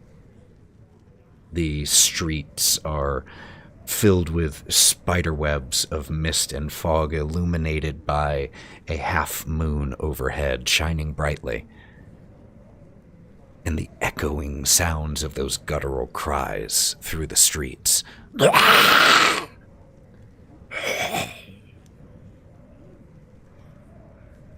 As the five of you step out of the door, and it is quickly, immediately shut behind you, the scraping sounds of the barricade being once more put in place. Which even after a few moments, those fade. And the only sounds that you hear are the wind and those guttural cries.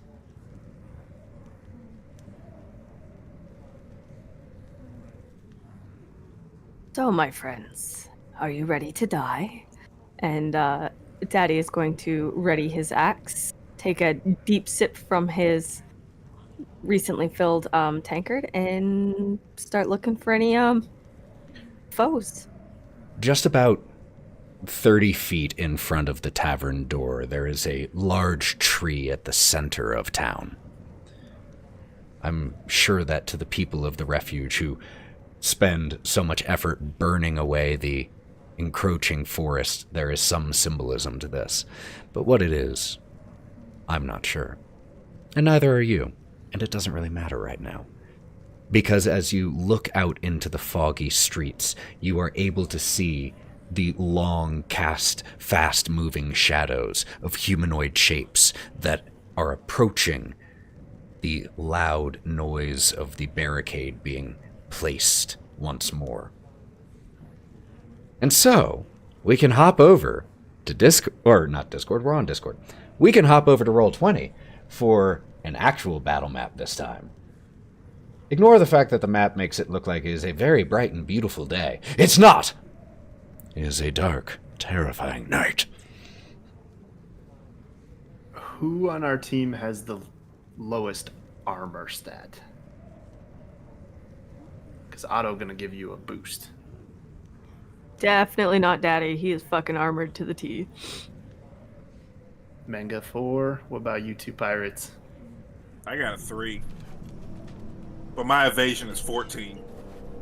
Unsurprisingly, Roux has a 2. Since I've been healing Roux a little bit, he'll just continue and ice up his hand. And a bit of ice will transfer over to all of your armor. So I'll spend a hope to cast Teva's armor and give you 1d6. Love it. How much hope you got left? Every time. I try to be a good helper. The dice No, don't want it's it. cool. So the next Nice to be doing that today. buddy. next armor slot, you'll have an additional one that it can reduce the damage. All right. How much All room right. you got left? I would love it if on Roll20, if people could please move this building that you are all right next to on the map represents the tavern. So, as you all have just stepped out into this dark, foggy night, where in that first 20 or so seconds would you all have been standing in relation to one another?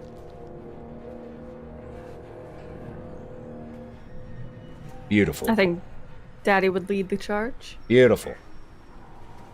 As you have stepped slightly down from the stairs leading up to the main door of the tavern, as I said, you were able to see several fast-moving shapes come running from all directions.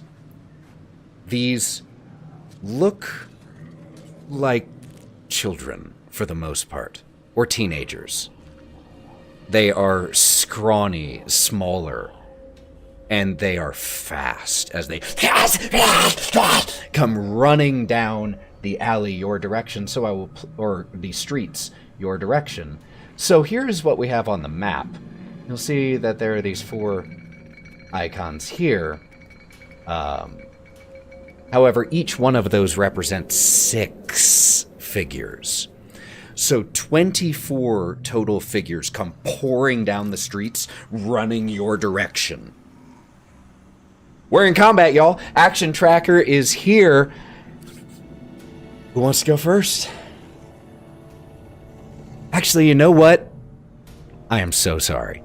I am so sorry. Okay. I'm going to spend a fear point to go now, and I'm going to send Looks like you gotta a shoot for free.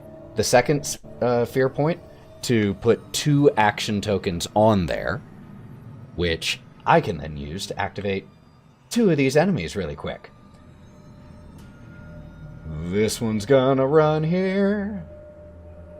So like I said, these represent 6 each, so 12 figures come running down these streets around this large central tree, pouring towards Finn and Daddy.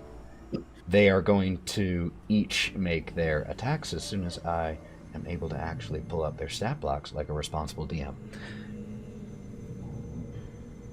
The one attacking Finn, Nat 20. I'll take a fear, and that's a 21 to hit. Luckily, again, no extra damage for a crit from the GM. He is very close to me, right? Oh, Right right beside next to you. And I'm going to use my shield ability. I am your shield ability, okay. which means when he takes damage, I will stand in the way and take the damage instead of him. Mark a stress to take the damage instead. So as you step in front, you take the 11 damage as these 6 scrawny, starving-looking figures with hollow faces are just scratching at you. They're not... It's death by 1,000 cuts, except it's 1,000 scratches and bites as they are just trying to pull at your armor, your beard, your face, trying to get purchase on any part of you. Alrighty. Do you take 2 hit point damage? Do you use armor to reduce it? What are you doing? Because of the skill, I mark it down 3 points because of my strength. So it would be. Oh, that's 8. so cool! So it would only be a minor. Wound. That's awesome. You just automatically take that much less damage. So 11 goes to 8, taking it from a major to a minor. So 1 hit point. That is so friggin' cool. Well done. Then, Thanks. in that case, the one that is coming at Daddy. 15 to hit. What hits? Damn, my D10 is rolling. 19 on that 2D10. I will definitely reduce that with some armor. Okay, so for the armor, if I Yes. have a 6 to my armor, I would, when I use an armor slot, it takes 6 points off of it. Correct. Right? So since it was 19, you'd need to reduce it by 11, so you'd need to use 2 armor slots to take it to a minor. I will not bother doing that. I will take the damage. All right. Do you want to use your vengeance ability? I would love to use my vengeance ability. All right. Oh, I'm sorry. You can only use your vengeance if you use armor to reduce it. Then I will use armor to reduce it. Are you using 2? Yeah, I'll use 2 armor to reduce it, so it's just a minor wound. And so And then roll the number of d6 equal to the number of armor slots you marked, so 2d6, and deal that much physical damage right back to the enemy. That is 3 and a total of 7 points. Total of 7 against this. Wait, you rolled damage, right? Yes. Was that a 1 that you rolled, or 2? It was, so I re-rolled it. All right, bet. So that is going to be a minor wound against this one. Just barely. The threshold for major was 8 on this one. So close. But you, in retaliation, deal 1 damage. Those are my 2 action points for right now, so y'all can go. Mengah, were you going to go? I saw the tracker go up there before. Yeah, but I think we already have... Okay, yeah, I'll go. So, Mengah is going to expend 1 hope. I was just writing it. Is going to expend 1 hope to summon the Arcane Spirit, which can be used to attack people that it looks like only very far away. Spend a hope to summon an arcane spirit, Yeah. the same size as yourself, that can move or carry things you can see until your next short rest. You may also send it to make an attack on an enemy. When you do, make a spellcast roll within very far range. Okay. So that's up to 120 feet or so. Sweet. So right in front of me. I mean, because they're coming, right? Yeah, they're definitely coming. All right. So that's what. Yep. Exactly right there. If I can. So I do a spellcast roll +2 against a target. So you get to do it as well, it looks like. What? No, it's rolling to hit. Me? It's rolling to hit. Fantastic. So make a spellcast roll. My bad, it's new. I had no no idea what I was it's all new. So you make a spellcast roll, Roger. which is 6 with fear. 6 with fear is Tragic. not going to Truly hit. tragic. And so, what does... First of all, though, as you summon this arcane spirit, remember to spend a hope. But Yes, also, absolutely. what does this spirit look like? Well, at first it's just this strange lilac amalgamation. It's this glowing, pulsing light, and then it takes the form of Momi. And we see as this... What color did you say? Lilac. How silly of me not to How silly assume of you to ask. some Like, shade I of don't purple. even understand. As this lilac light takes this shape of a fairy and begins whoosh, whoosh, trying to attack, a few of them batting it away. It isn't able to do anything this time, but it is still there.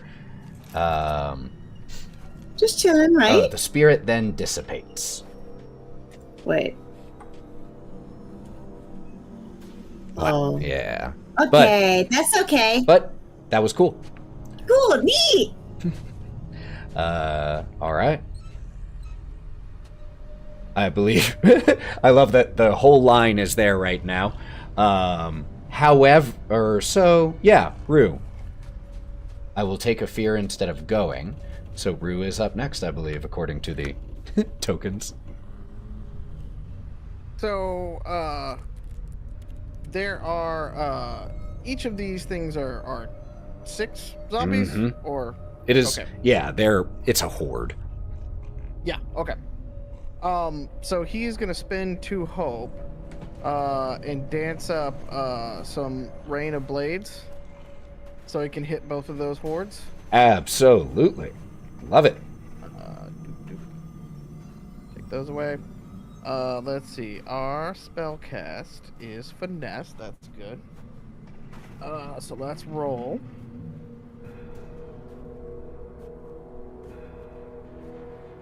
The difficulty you're looking for, just so you know, is a 13.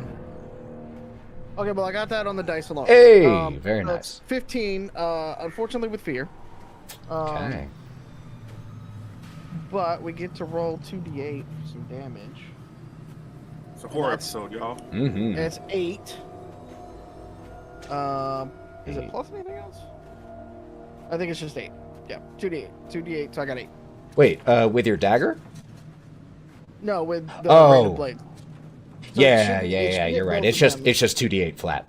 But it is 2d8 magic, and you said the total was 8, which is just enough to be a major wound on both of them. Yeah. That's another 2. That one. 2 for that one. Oh, hey, forgot I have to press enter on Roll20. All right. So Roux just kind of like steps up in front of you and then like hovers in the air for a second and then just like bursts out both hands like that, and then you just see the spectral blades just kind of going out in front in all directions at these guys. As Roux does this, I see that Daddy's up next. However, with that fear, I'm gonna go. So I'm going to... The one on Finn is going to try to attack Finn again. Nat 1, I think we'll miss. There is balance to everything. Nat 20, Nat 1. Thank the God. one on Daddy. 15 to hit Yep, that definitely hits. for 6 damage. I'm just going to use another armor slot to make that 0 damage. Well worth it. Do you want to do your ability? Your vengeance ability? Oh, of course. I forgot that I could just use that. Yeah, every I thought time every single time. Okay, you I spend thought an I armor needed slot. to- It is yeah, but no. nasty. Yeah, I will definitely do that. So 1d6 That is- damage. 3 points of damage. So that's 1 hit point of damage right there. Lovely. So just there were 6, there are now 2 left in that group as you are just finishing one after another. I will then spend a fear to put 2 more tokens on the board, use their action to move them forward.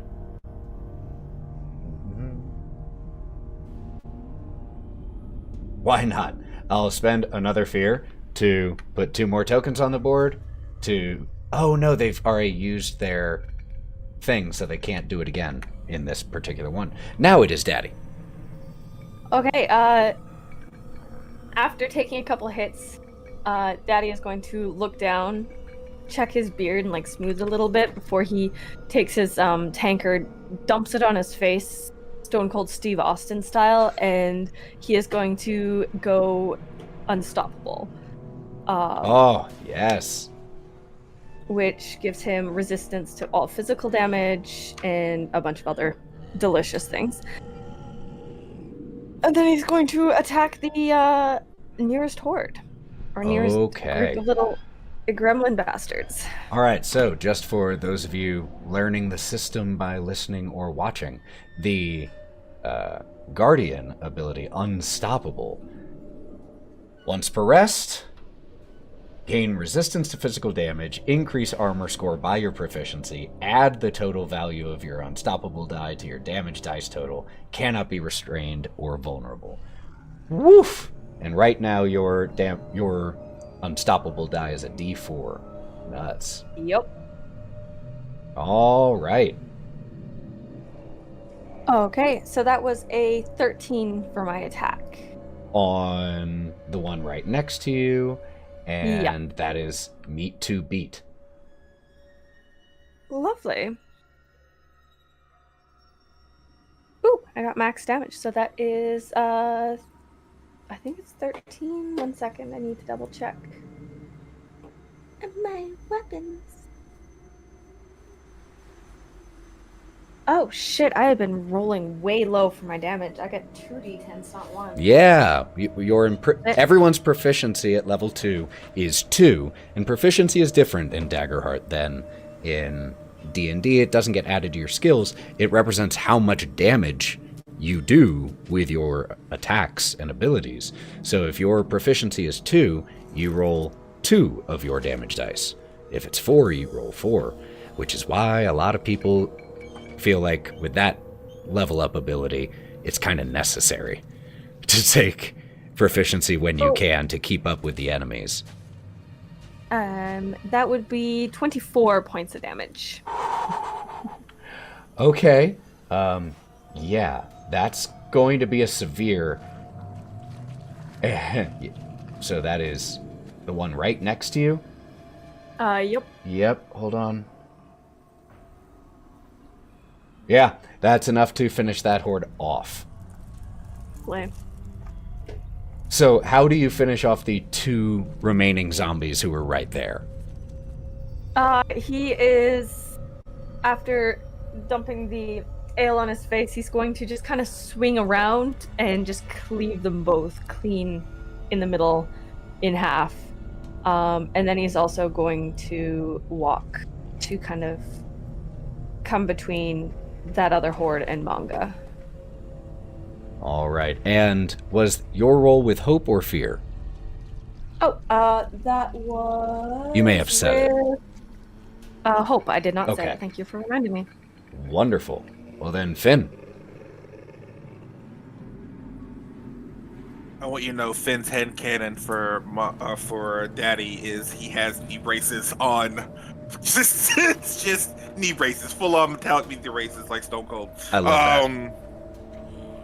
All right, so I'm gonna Finn's gonna attack the ones that are in front of him, right there. Yep. Let's see. We'll go back. We roll. All right. 18 plus 4 is 19, 20. That'll hit. 2. With hope or All fear? right. With hope, my Okay. dear. With hope. We haven't gotten any criticals yet. Get to re-roll that one. That was the one. Max.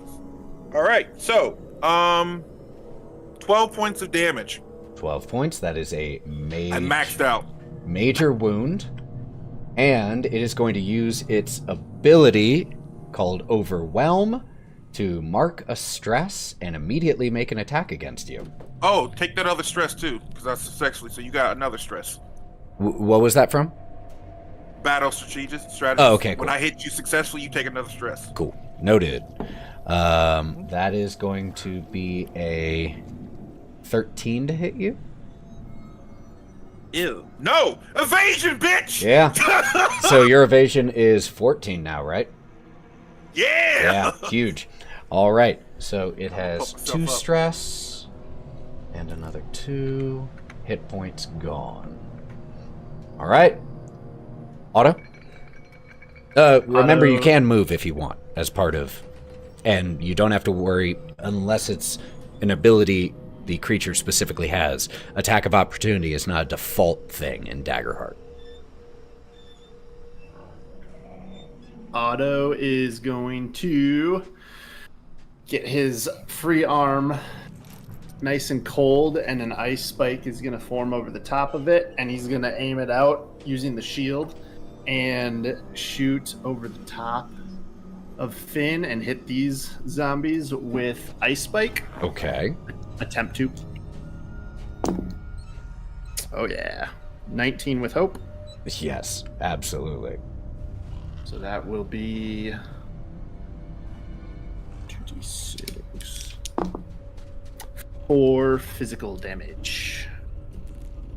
4 physical, so that is going to be 1 hit point. Noted. I will move. It is still up, but there's I only move one a of little that forward. group left. And you step forward. Was your That's it. spellcraft roll with hope or fear? As hope. Yep. Got it. Well, I'm going to spend a fear to interrupt and go. It's been a while. Y'all have been on a roll. My turn. Running in against Roux. So we've got 1 attack here. It's another nat 20. Damn, that is 3 for me. I'll take that fear. Auto hit. 5, 15 damage. Oh, Are you yeah, doing... that's a lot of. Yeah, that'd be a lot of armor slots to try to get that down. So we're gonna have to take the major. Okay. Oof. 1 attack on Finn. 10 will miss. So the one who's left in that group is just trying to get a hold of you and simply can't. And the one in front of Daddy, 14 to hit. So that hits for 7 damage. I have a question. Yes. The one that attacked Roux, did it go by me or did it go outside of my attack of opportunity range? Let's see. No, it went because it was here, so it would have arced this way. Just want to make sure. Yeah. Plus, it's still in your threatened space right now. So could I have done an attack of opportunity? No, because it's when it leaves your threatened space. Okay, got it. But, so Roux took major. Daddy, what were you doing in response to the 7 damage? Were you taking 1 hit point? Were you using armor? It gets halved because I am resistant, so I do not. Oh, it's true. It's just 0. So good. They're so good. Okay. Those are all of my actions. Back to y'all.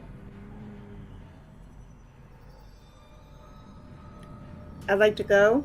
Hit it.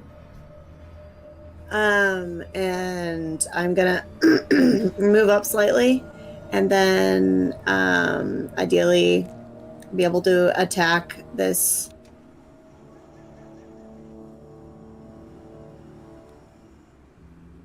That was the wrong side. Sorry, this guy right here All right, let's do it.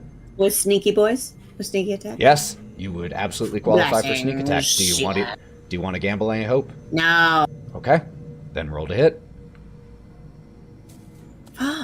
14 with fear. 14 with fear will hit. And I'll bank a fear. Make 10 damage, and then the sneak attack. Sneak attack on top of that. Yes, would be 4. So 14 total. 14 total is 1 shy of its severe, so is 2 hit points of damage as you come running in next to your new dwarven ally, just slicing twice, and 2 of the figures just drop to the ground. Daddy. Alrighty. He's, having watched that, going to once again swing his battle axe over his head, just narrowly missing the top of Mengah's little mushroom cap, and swing at those other guys. That is... once again, I am barely hitting this time. That's another 13 with hope. Hit is still a hit.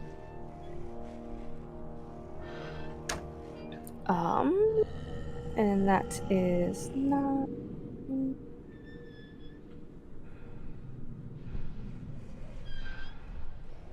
20 points of damage. Well, that definitely goes to the severe territory. How do you eliminate 3 of the remaining 4?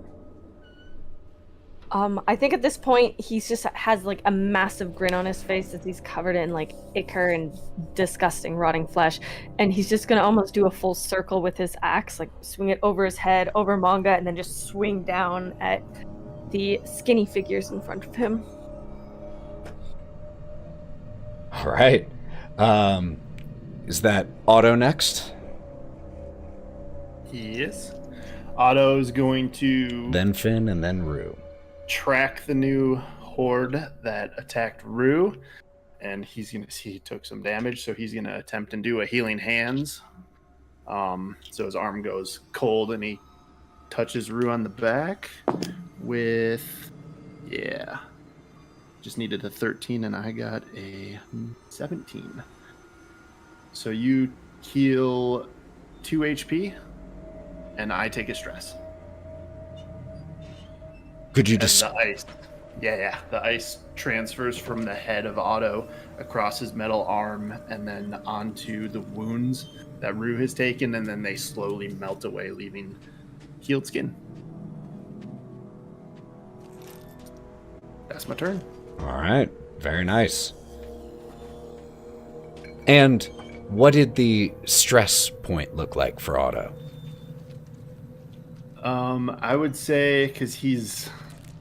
Because I think that's... stressed now. I think narratively, stress might be one of the coolest features. A alternate way of representing strain to your character than just damage. So I want to take advantage of that and hear how it manifests. In this case, as he is about to heal Roux, he would probably unintentionally drop to one knee and have to steady himself with his shield arm and kind of look, well, his eyes are just circles, but 1,000-yard stare for a split second, and then comes back and then heals Roux and stands back up to full height. And was your spellcasting check with Hope or Fear? Fear. Okay. My turn. Good turn. My turn. They have limited options. So you know what they're gonna do, gang? Do you know what they're gonna do? They're gonna attack. They're gonna bite. They're gonna bite. However, I will note that the two of the hordes are single figures now, which means they deal less damage because they are so few. So the one that is attacking Mengah, 5. One attacking Finn, 18. However, the numbers have been reduced, so it deals a lower dice, but I rolled really fucking high. 13 damage.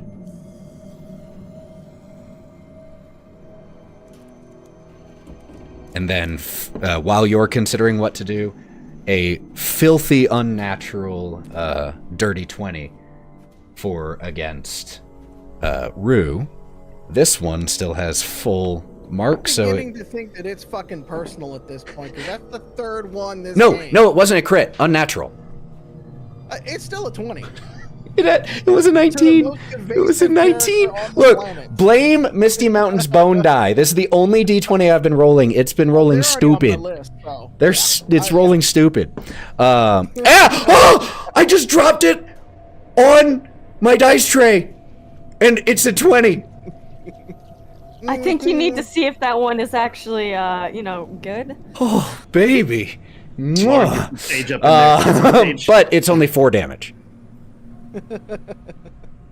Son of a bitch! I will spend an armor point and reduce that.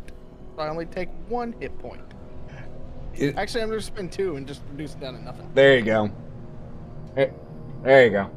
We're going to use that armor for once. I'm sorry. I'm so sorry.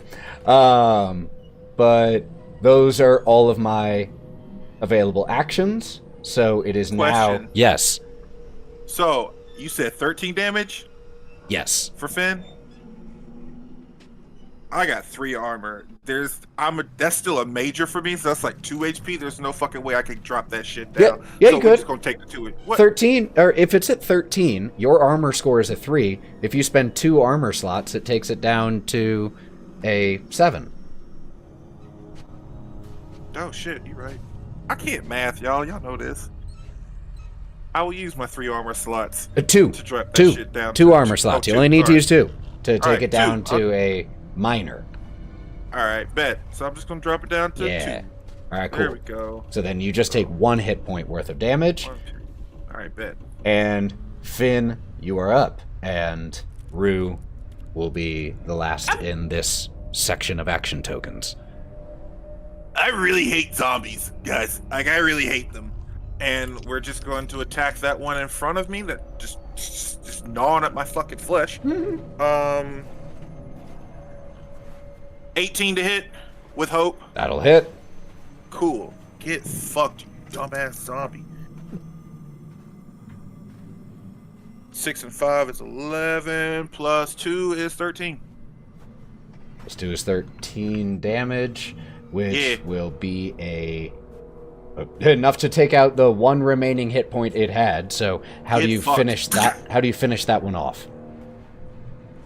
At this point in time, it scratched me, right? It clawed at me. Mm-hmm.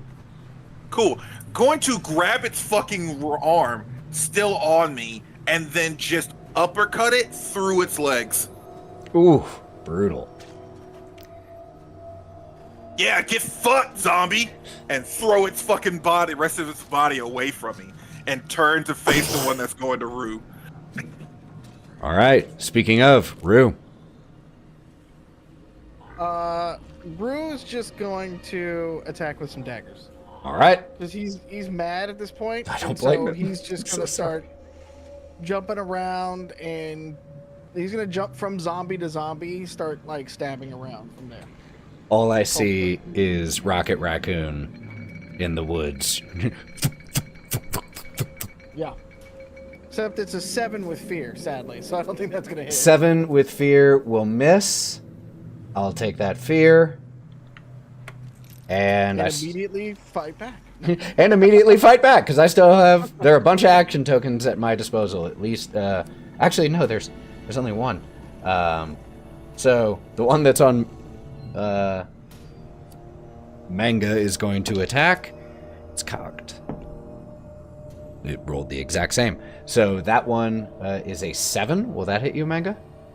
No. No. No, it will not. All right, that is the only action I could... Because I only had 1 remaining action token to spend. That brings it back to you all, and that is everyone having gone twice, so it's now free range again. Oh, okay. If you guys don't mind, I would love to take a turn. Let's do it. All right. Daddy is going to kind of step in front of Mengah with his great axe and once again just try to slice some zombie flesh. All right, roll it. That is a 18. Hit. Awesome. And that is a 11. It had 1 hit point left, and its minor Okay, threshold is 1, and it has no armor. So you just finish this one off, barely even looking at it at this point as it came running at you. And then he's going to make the distance towards the other group of people. Just as he walks by Mengah, he's going to like pat her on the head. You all good there, little missy? As he makes his way towards the monkey man. Got Or it. the frog man. You can make it all the way there. Who's up next?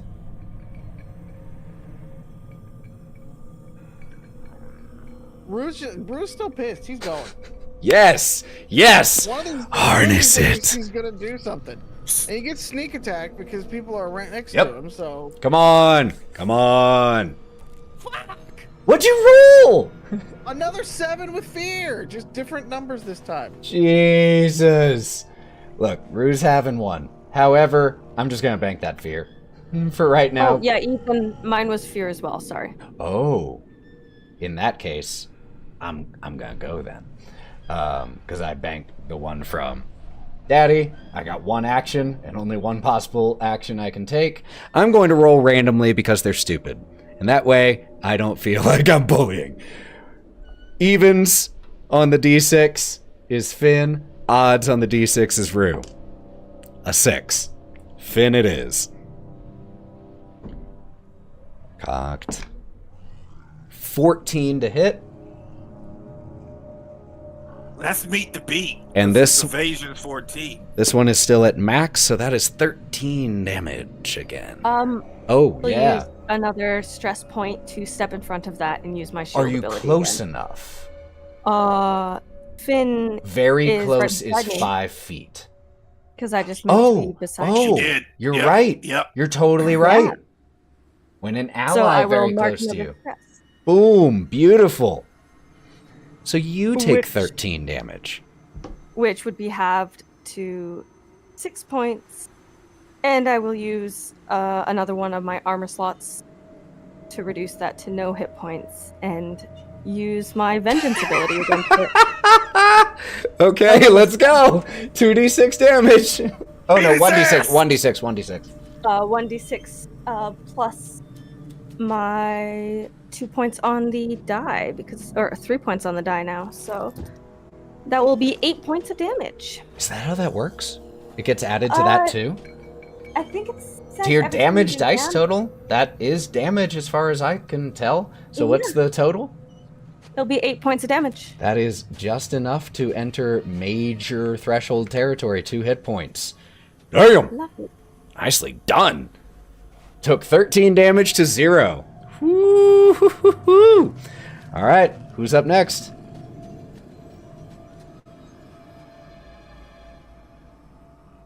They aren't mean, I'll called get in Guardians there for nothing. Shit. I'll get in there and squish a zombie if nobody else wants. Well, fuck it up. Get to squishing.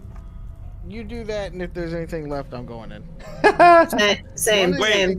Oh yeah, hold on. wait, Roux, you Hold said you were going, right? Oh no, you rolled. That's right. You I already rolled, went once. yeah. Okay. So wait, It's kind of the same as not going, but Fair I enough. rolled the die. I am down Oh. for what we said. Otto. Should I we am save down. it? Should we save Yeah. it?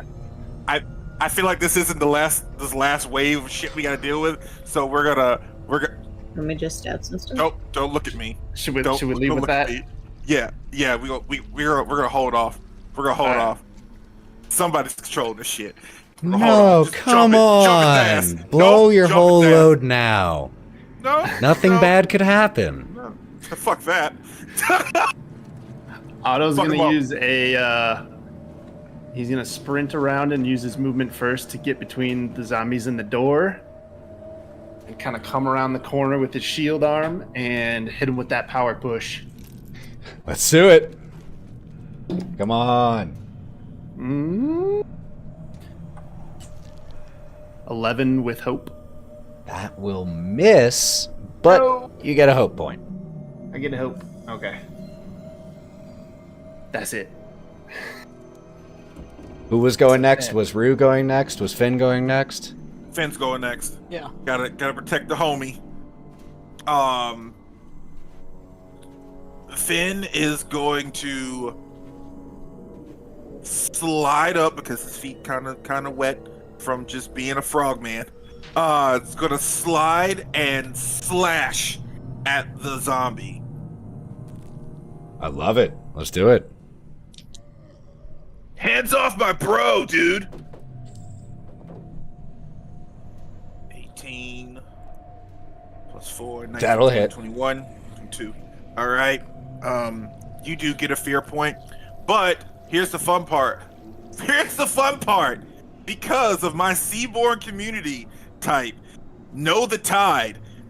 Whenever I roll with fear, I get a number of tokens to hold up to my level, which are 2 max. Before I make an action roll, you can spend 1 or more of these tokens to add them as +1 modifiers. That's super So cool. I'm gonna bank that token Yep. for that +1 token for later. Nice. And damage will be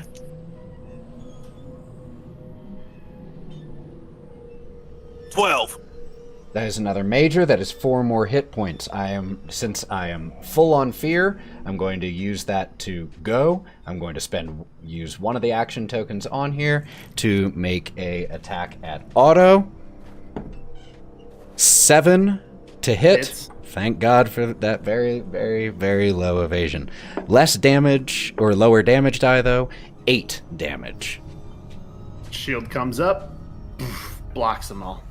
Uses an armor slot. Oh, so nice. All right. Back to the board. Who's up? I'll go up there. You want to fuck with it? Let's go. I was just gonna stab it. Roll to stab. Do I get sneak attack if I go over there? Yeah, oops, sorry. Yes. You I would moved qualify it, I for moved sneak attack. Moved it. Okay, thank you so much. So she's gonna... Is there anything for flanking? I can't Over there. remember. Nope. God! It 16... It makes What? sense that there's nothing for flanking. That's not the type of game they're No. wanting to create with Daggerheart. They don't want it to be tactical as much. No. So 16 will still hit. But it's with fear. That's why I made the sound. Ah. So that's a sad 10. In general, that's cool. I'm gonna hit that damage. It's gonna be 7 plus... 7 plus, what's the total? 11. 11. That will be another major, which finishes the 2 remaining zombies of that group off. So, as Mengah steps into the shadows here and slices the 2 remaining figures from behind, and they drop to the ground. For a moment, the streets are quiet.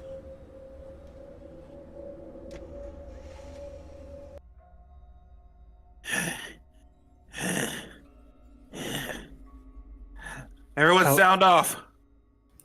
Hi. We are good.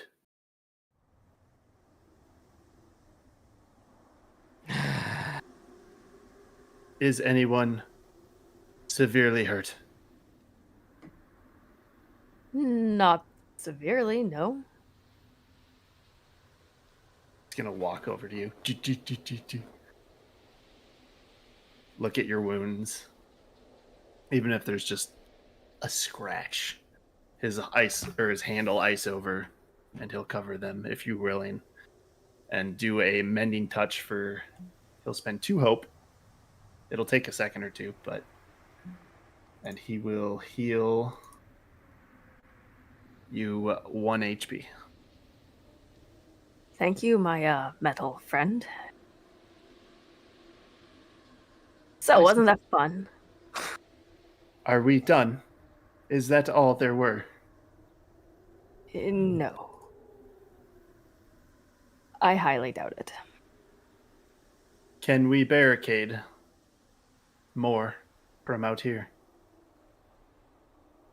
As you're asking this question, you hear the sounds of screeches and screams from the streets. You all have, you would estimate, roughly 20 seconds before they are on you again. What would you like to do during this 2 or 3 rounds that you have available to you? We don't have to go in initiative order, but in other words, if you want to do something that would take longer than that, probably can't. Roux, you good?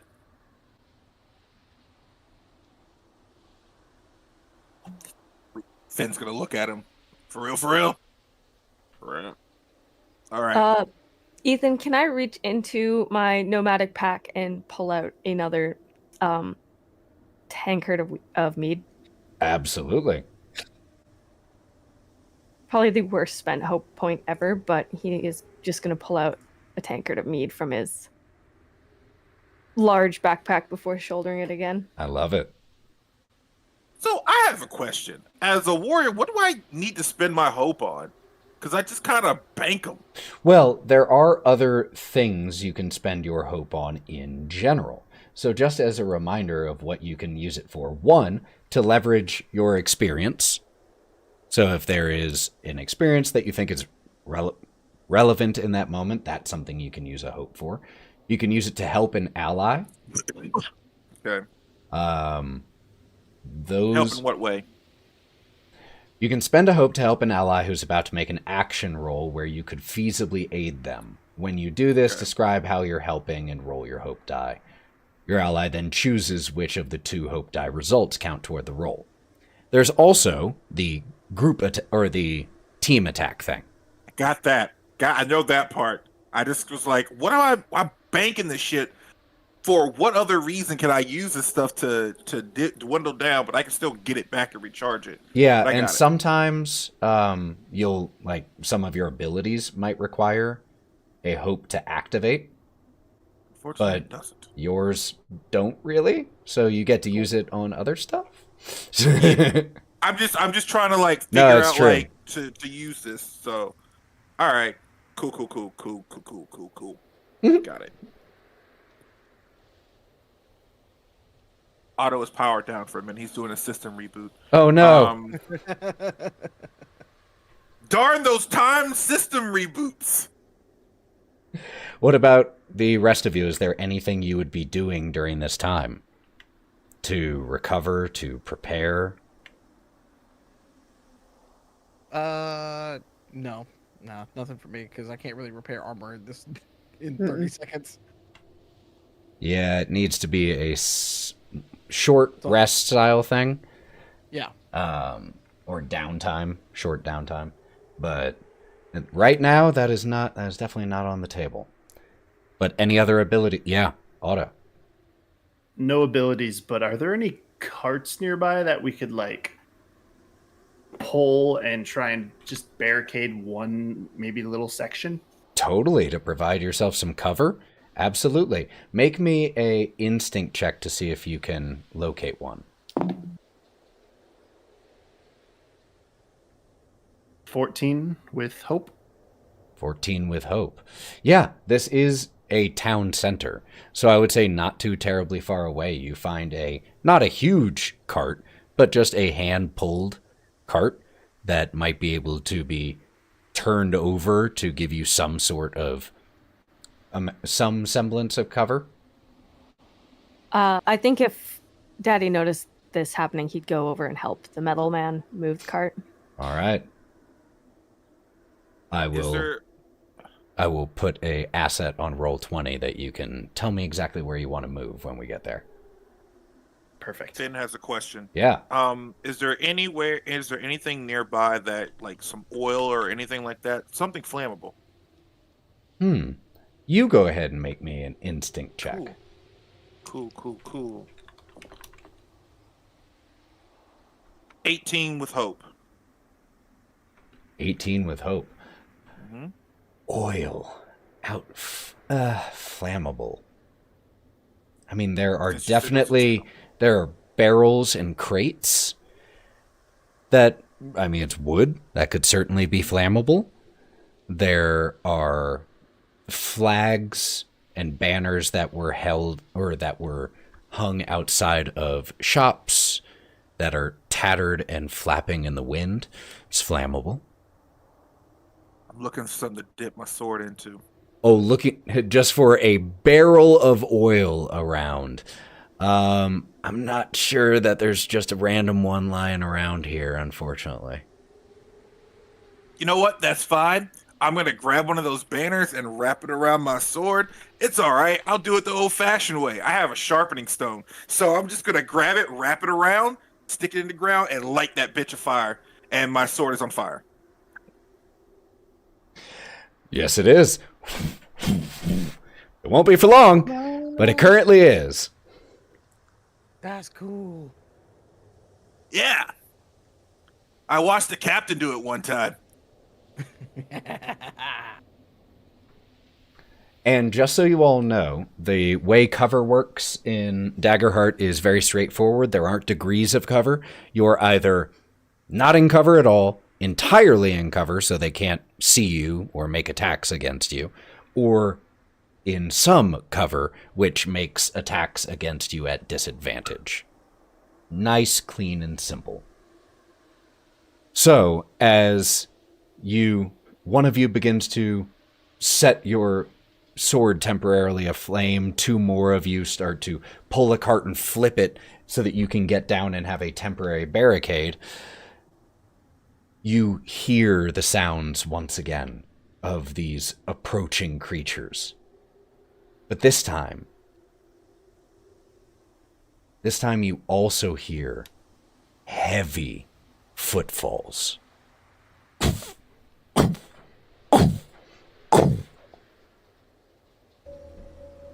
You hear that in addition to these smaller sounds that begin to come from the east, all from the same direction. You see approaching from the east, from the main street, a fair number of figures. But the one that can't help but draw your attention is the one that's about 14 feet tall. As it comes around a corner,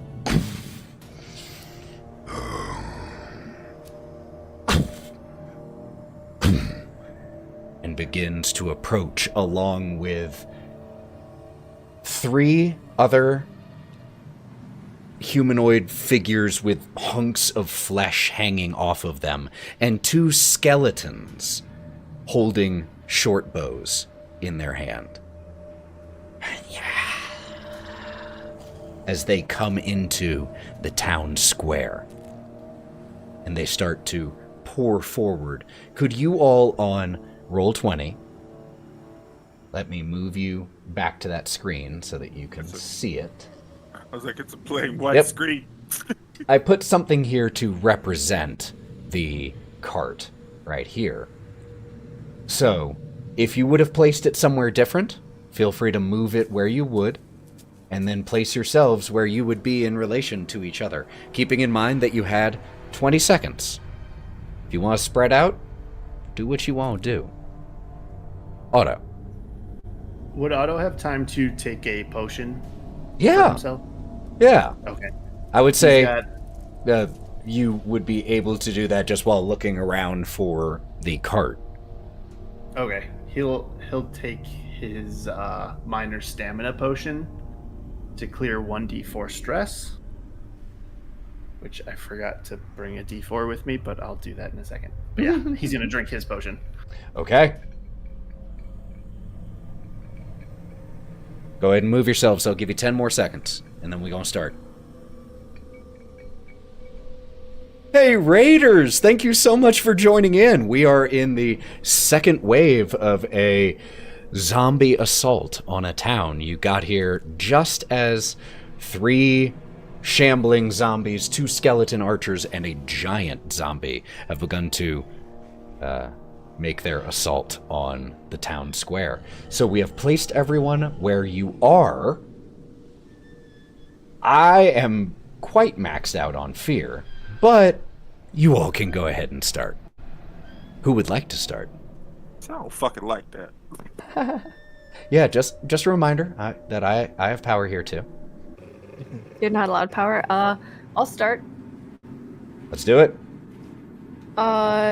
He is going to barrel over the barricade, place himself near the front. Is there any, like, readying yourself or preparing yourself in Daggerheart at all? Readying an action I'm sure exists, but let's do a little rule check. That's part of the point of the playtest. And if anyone else can find the rule, if it exists, before me, then I'm proud of you. What was the question? Readying an action. Is that a thing in this? I don't recall it. Don't think there was.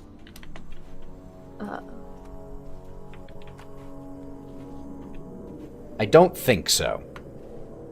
Instead, I'm just going to barrel over the small barricade, and then I'm going to take my health potion.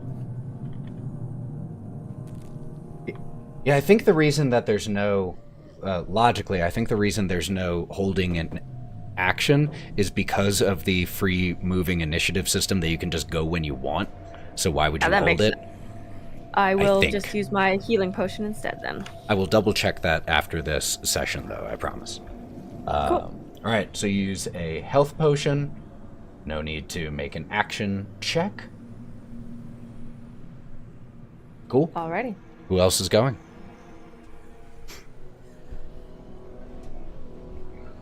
Otto. Let's do it.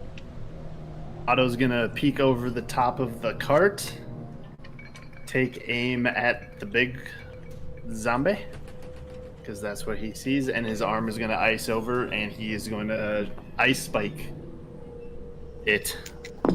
This zombie is almost as tall as the building to its right, and is taller than the building to its left. Good to know. Huge.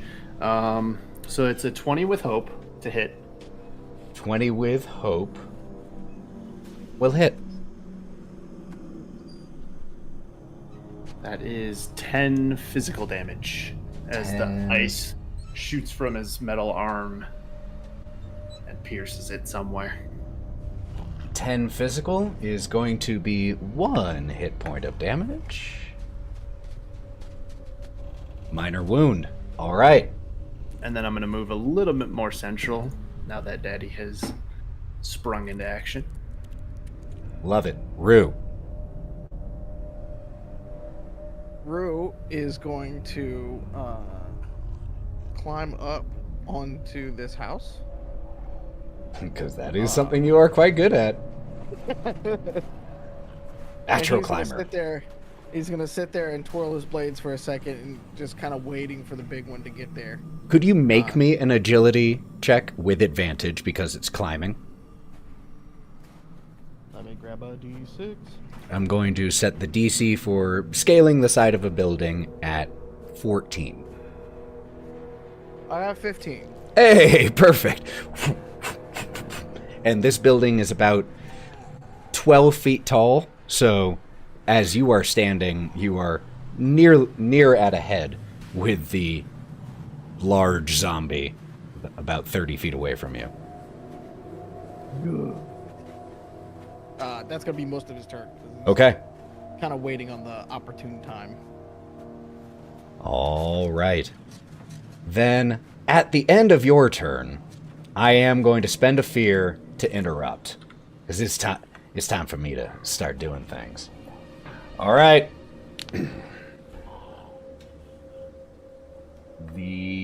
Let's deal with these small guys first. Yeah.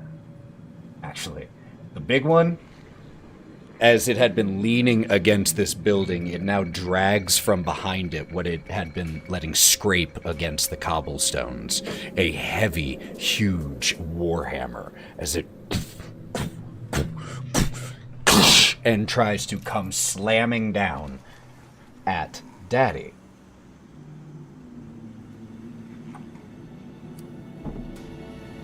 $19 to hit. Yeah. This is gonna hurt.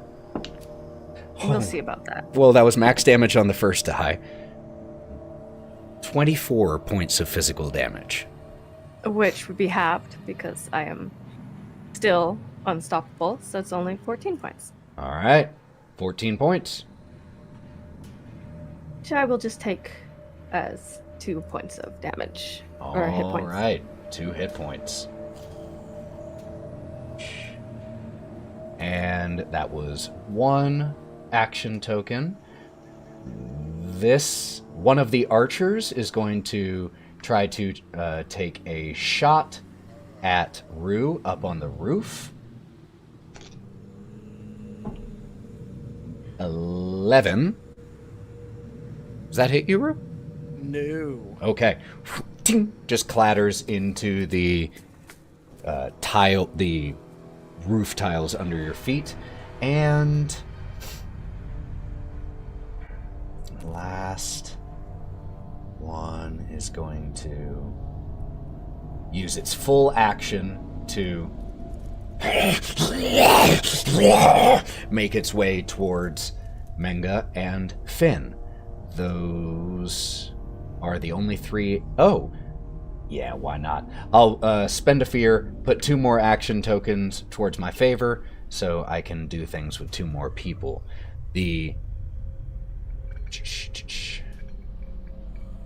This one right here is going to also try to come at Daddy, and this one is going to try to shoot at Otto. So let's deal with the shot at Otto. Because you are behind cover, this will be with disadvantage. It got a 4 on the die initially. So just one of the arrows thuds into the overturned cart, and this one will now make an attack at Daddy. 16 to hit for 10 damage halved to 5, which if I recall is 0 hit points worth of damage for you. Yep. God damn, Guardians. All right. Now, that is the end of my go. Mengah, you had your action token up to be next. There is this person directly in front of me here. Is what I'm saying? Yes, there is. On the map above. Okay, I'll observe that I was originally to do for a sneak attack. Cutting him. Roll to attack.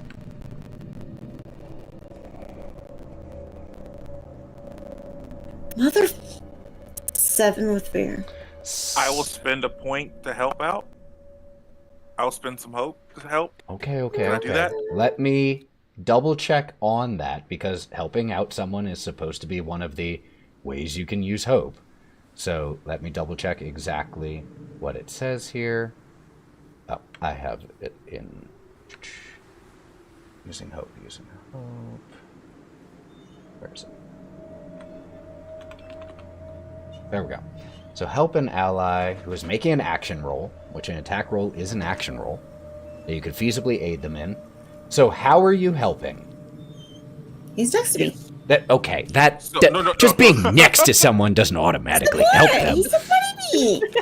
All of us have worked with team members who are living proof that just being near is not the same as helping. That.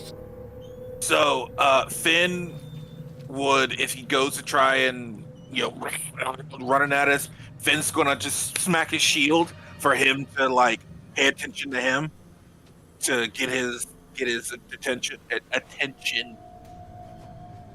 You'll get there. It's all good. We got there. Yep.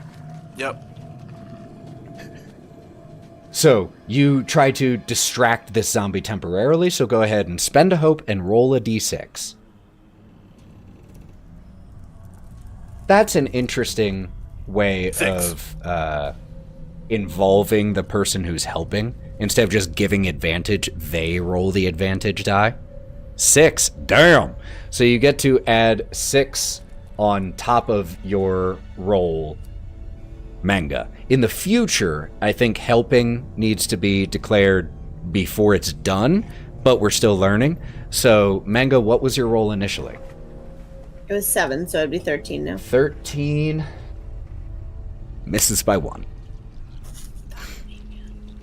So, Okay, just kidding. Okay, bye. you do manage to get its attention, and it does allow Mengah to stab it, but just not enough to do any real damage. Mm-hmm. All right, Finn. Cool. Well, I have his attention. I'm gonna slash at it. So how are we working with the fire part? Am I counting that as damage or what? For this round, we will say that it is an additional d6 of damage. All right, bet. But since it is just cloth, it burns away pretty quick. Fair enough. I was like, at least I get one hit off of this sucker while it's burning. 16 plus 4, 20 with hope. 20 with hope will hit. Okay, cool. Then we're gonna...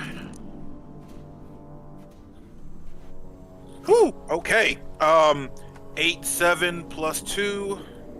That's 15 plus 2. 17 plus 5 with the fire damage. So, yeah. 22. If we were playing with one of the alternate rules of massive damage, which is a 4th threshold, which is double the severe, you would have almost hit that. But, as it stands, you did get severe damage and deal 3 hit points. This thing is barely clinging to undeath. Make it stress. And it only has 1 stress slot. So... Good job! Okay. Alright. Daddy. Alrighty, Daddy is going to take a deep sip from his tankard before dropping it on the ground, readying his axe and taking a slash at the giant guy. Bring it on. because that's about where he can hit. It is a dwarf versus a giant. So, easily, He's or got a about big 4 times personality. your height. Not quite. Alrighty. That is 17 with hope. 17 will hit. Alrighty.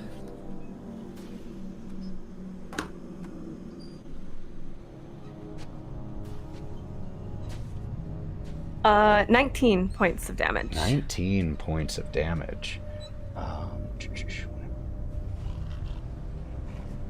So that will deal 2 hit points of damage to this giant. And first, could you describe what you do? Because that's a good amount of damage. He is going to wrap his, take the double-bladed axe, and he's going to, kind of swing it around the leg and then just cut backwards, attempting to, cut the Achilles tendon in a way. Brutal. And as you do that and you slice backwards, the giant brings the warhammer over in a huge arcing blow, using its retaliation, or its reaction to use bloody reprisal, and immediately make an attack against you with an 8 to hit. That hits. Will deal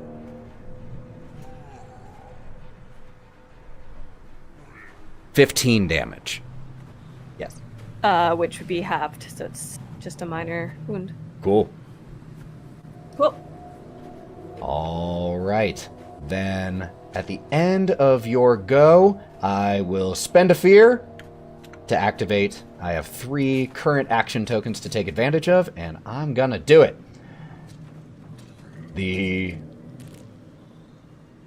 They're going to repeat a lot of their same moves. This one over here, right next to Mengah, is going to go random, take a slice at Mengah.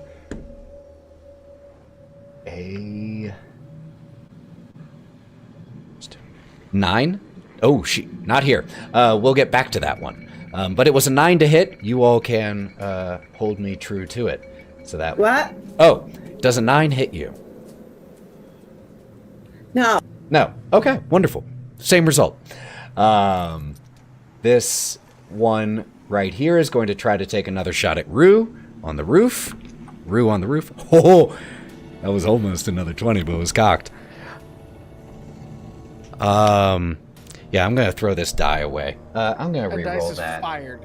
I'm going to reroll that. Swear to God, if it's another 20. That is a 16 to hit. Yeah, that still hits. 4. Evasion 14. 13 total damage.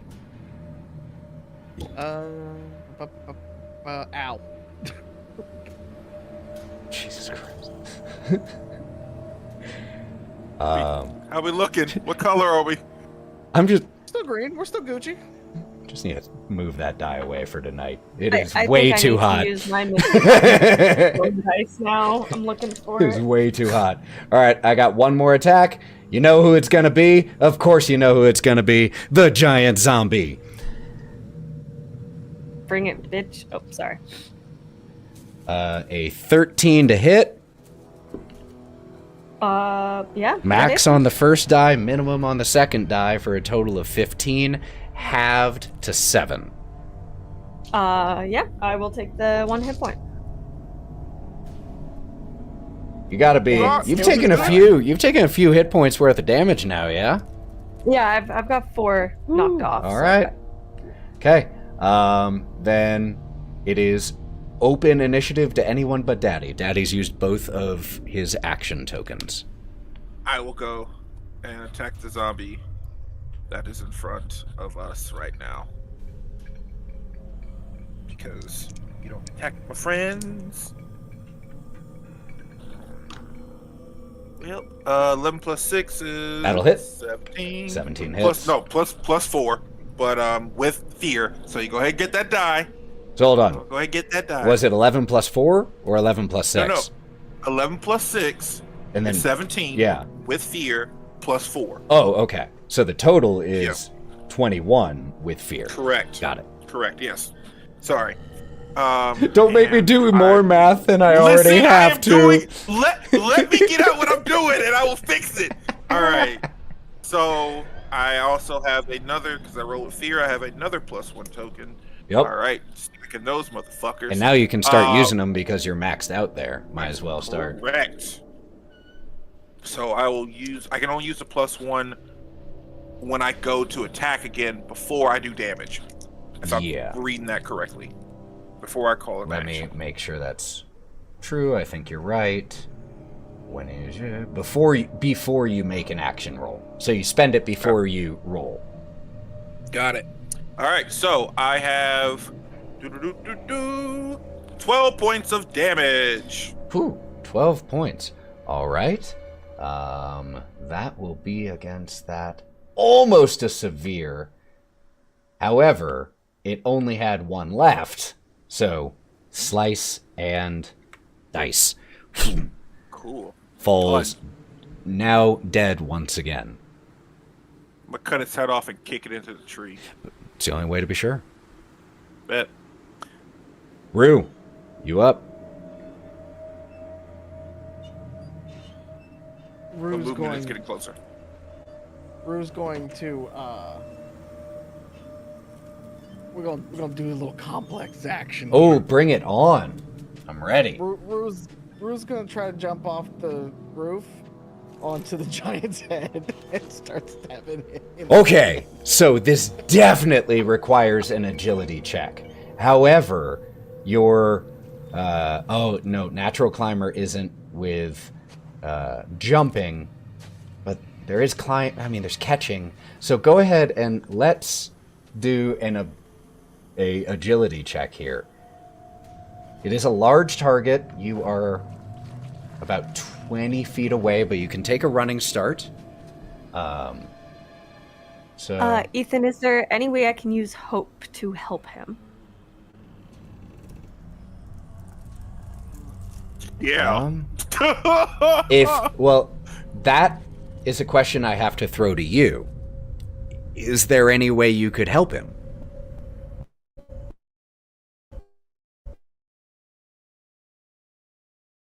Hold on 1 second. Discord was having a quick lag. I could hold on to the hammer. Hold on 1 sec. Okay, could you say that again? Discord lagged. I was thinking perhaps after he hit me with that last hammer swipe, I could possibly, using my strength, hold him down with the hammer so he doesn't move. Okay. So he has a standing still target. I'm throwing tough shit at you. I've rolled 5 nat 20s. And and 4 of them have been against Mallo. And he's still And he's still fucking up. I think that is a reasonable thing. So here is what I envision. Daddy down low attacking this giant. Another zombie attempting to get at him from the left. And as you're sitting there, dodging, going under the legs of this huge zombie, making strikes with your battle axe, you happen to glance up and you see as Roux is stepping backwards on the roof, winding up to start running. And you watch as Roux starts sprinting across the roof. You see what he's going to do. And so, yes, exactly as you say, you, during that attack, pull the giant down slightly, making it so instead of having to land on the giant's head or shoulders, the flat of the back is available, making it an easier target. So, spend a hope, roll a d6, and let us know what the result is, and that will be added to Roux's agility check. I'm getting a different one. I'm gonna use my Misty Mountain Bone dice. If it rolls a 20... Oh, no, it's a d6. I got a 6. Hey, they're fucking blessed. The bone dice have something magic in them. So, another d6 on top of whatever you rolled, Roux. Is that the total after the d6?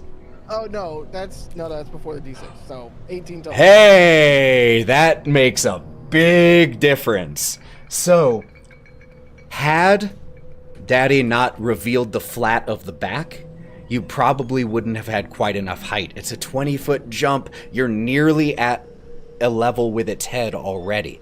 But because it was slightly lower down, we watch as Roux arcs through the sky and uses your daggers to land on the back of the giant, which rears up in pain in response. You are indeed hanging onto its back now. You can, just because that's cool, I think probably that would... No, you would still have your action, so go ahead and make your attack. And it counts as sneak attack. Dang right it does. For me. Are you going to gamble any I'm hope? real proud. Am I going to gamble hope? Yep. For sneak attack? Yeah. Oh, yes, I will then. Yeah, you're right. I am going to spend a hope for that. Cool, so if you hit, it'll be 2d6. Is it 15 enough? With hope? Meat to fucking beat. Thank God. So, you said 2d6 with that. We're going to do some damage here.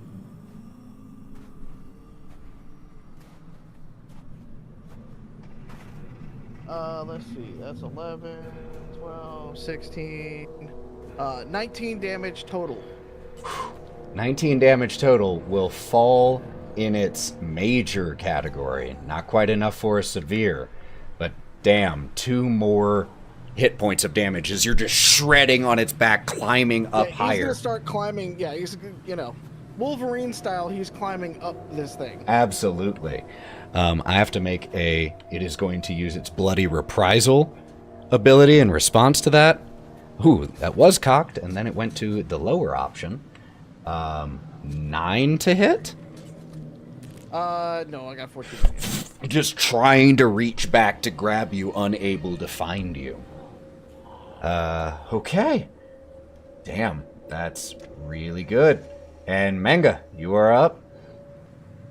Oakley dokley, I am going to go ahead and move my body back up here. And then I am going to attempt to do this cool thing I just got. I want to see it happen. Let's go. I'm going to do that there. Midnight Spirit on the big bad boy. All right, Midnight Spirit. I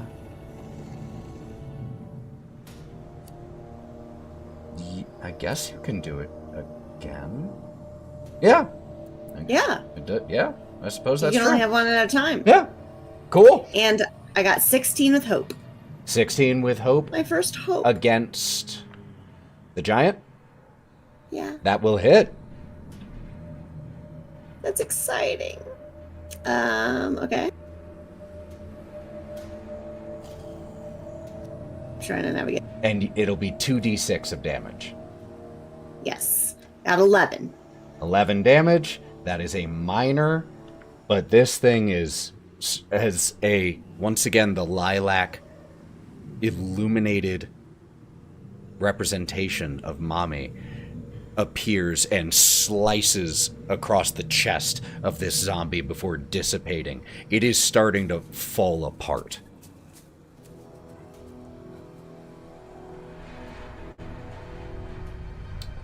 Otto. Otto's gonna peer out from behind the barricade and see we're kind of taking the fight to him. So he's gonna slow motion put his arm over the top of it, action hero jump over the barricade, and run towards Daddy, who's taking some pretty big hits. Mm-hmm. And the ice is gonna form on his arm, and he's gonna reach out behind and do a healing hands, attempt to. Okay. Roll So that I'm gonna spell take a cast. stress from this, but 7, 11 plus 3. Okay, barely made it with a 14. So you heal 2 HP, Daddy, and I take 1 stress. Perfect. and then I'm going to position myself right about... I'd probably be right here. So kind of next to the giant and Daddy. All right. That's my turn. And I believe Finn still has one action token left, but before you go, I'm going to spend a fear to go. My turn. The giant zombie is going to attempt to, once again, try to get the monkey off its back. Pardon. I rolled with fear, so you get a fear. Oh, wonderful. So I'm, well, I was maxed, so yeah, that'll just... So he's still maxed. Yeah, now I'm maxed. It's back to the So that is 18 to hit as what the zombie does. It can't hit you with its warhammer, and it can't reach you. So it just walks backward or runs towards the nearest building and slams its back against the wall. Dealing... Oh, that was low. Hey! 10 damage. We're gonna use some armor slots then.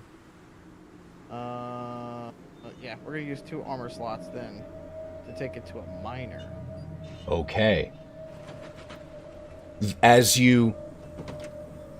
As your armor starts to absorb this damage, you notice... You can feel your armor start to compress under the intense weight. This enemy has a passive feature called Bone Breaker, which make armor half as effective against it. Oh, well, you didn't tell me that part. It's because you don't necessarily know, but I'm telling you now so you can choose to either not spend it, or you can choose to spend additional. I would barely have enough. Yeah, the armor's gone then, basically. So, you are spending the armor? Okay. Yeah, I'd have to use the last 4 but I'd still take a hit point, so. Okay. As he slams into the exterior wall of this house. That was that guy's action. So Roux is going to disengage from that when he busts a hole open in the house? He's not on his back anymore. He's probably in the top level of it. Is disengage an ability? Well, no, he's gotten thrown from the dude's back, didn't he? Oh no, he just came and slammed in. So if you want to still be holding on, you can, or you can have grabbed onto the building. Well, I kind of feel like he just kind of got thrown to the floor in like one of the top levels. Okay, cool. Yeah, just through the wall and you are inside partially. I love that description. Then this archer right here is going to... Oh, wait a minute. Yeah. This is going to be the second action. This shambling zombie runs up to Daddy, and because there is another opponent within close range, Pack Tactics style ability where I get advantage, resulting in a 24 to hit. Yeah, that definitely hits. 7. 11 damage. Okay. So I will use one of my armor to knock that down. Do you still have, are you still unstoppable, or did that go away? I am still unstoppable until I do one more point of damage. Okay. So then, if it was 11, it's already halved down to, never mind down then. to 5, because they round down in doesn't Daggerheart. Yeah, so you're good. Alright, so there's that one. I got 2 more available to me. So we're going to do 2 skeleton archer oh, no. This one is going to attack Otto, one of the shambling zombies near it. Even with oh no, you have a very low one. So that will hit with an 11 for 2.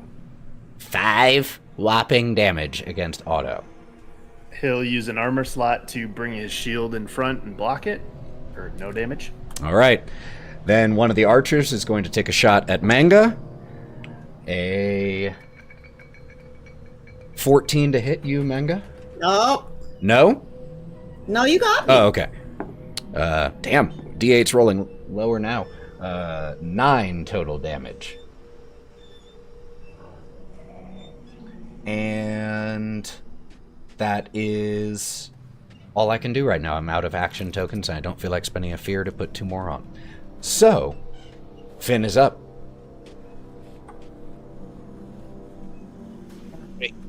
Finn is going to... Oh. Well, he moved. Huh.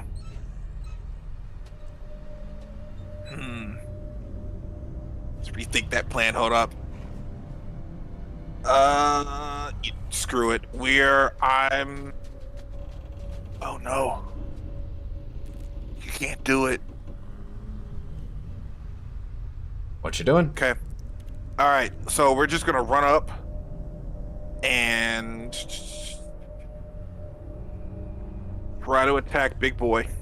Okay. That's the best I could do right now. All right, let's do it. All right. Okay. Setting up. While I'm running, though, I am going to take out some rope and kind of already have it in my offhand. Okay. Not now, but for later. Later, it's already there. Come on, don't fuck me. Okay.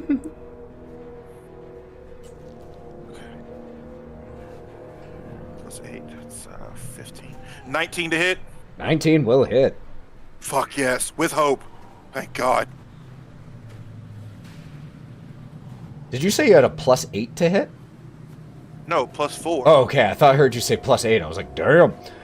Yes, that will hit. And what was the damage? We are... Okay, reroll that. That's a 1. Get shit. Even better. 14 points of damage. How do you topple this giant? Is he dead? Again. Okay, shit. All right, we are going to do some anime level shit of skirting through its legs. Pretty much. All right. Finn is going to take the rope, wrap it around himself, and cut through the legs of the giant, slashing at the already cut up tendon that Daddy has already nicked into it, slicing it some more, slicing the other leg, figure eighting through it, and then backing out, sliding to pull. Incredible. All right. We can clear the action tokens, as I believe everyone has now gone twice, so you all get your actions back. Speaking of, who's going next? We're coming out that Oh. fucking building on top of that skeleton. Let's go. All right, so coming out and like dropping on top. Yup. Let's do it. Boom. Because he sees his boy took care of the other one, so he's gonna Drop down. maybe- Make your Yeah. attack. We're gonna try to come down on top of him like we did the other guy. I love it. Oh, that's much better. That's a 14 with hope, That'll hit. and it's a sneak attack. Woo!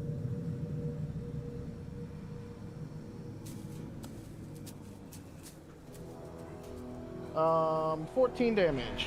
14 damage will almost be severe, but is major, dealing 2 hit points and knocking a fair handful of bones away from this skeleton. It's hanging on by a tendon. But given that, I feel like I need to go now or I won't be able to go.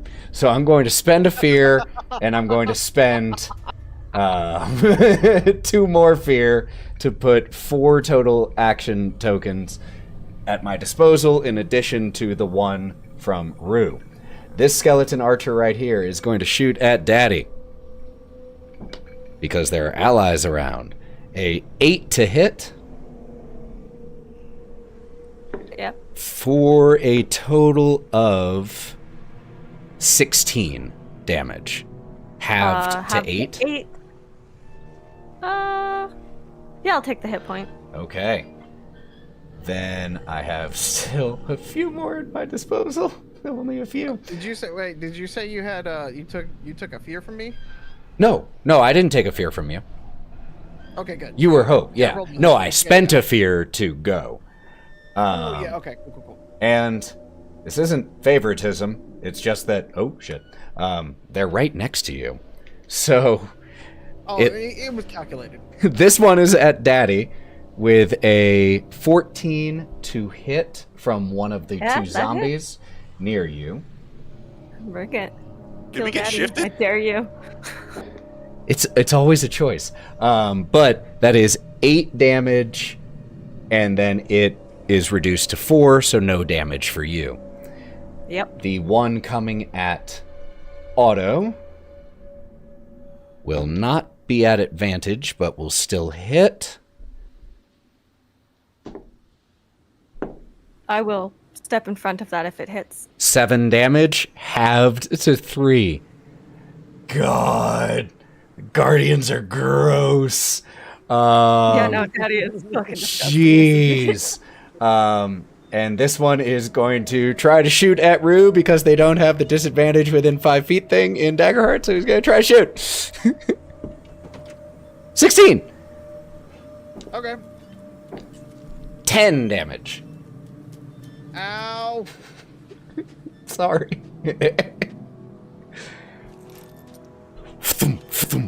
And now that is everyone is gone. I can't do anything else. Who's up next? I mean, I'm not going to attack, so. I'm gonna attack. If I can. Hit it, Mengah. Okay.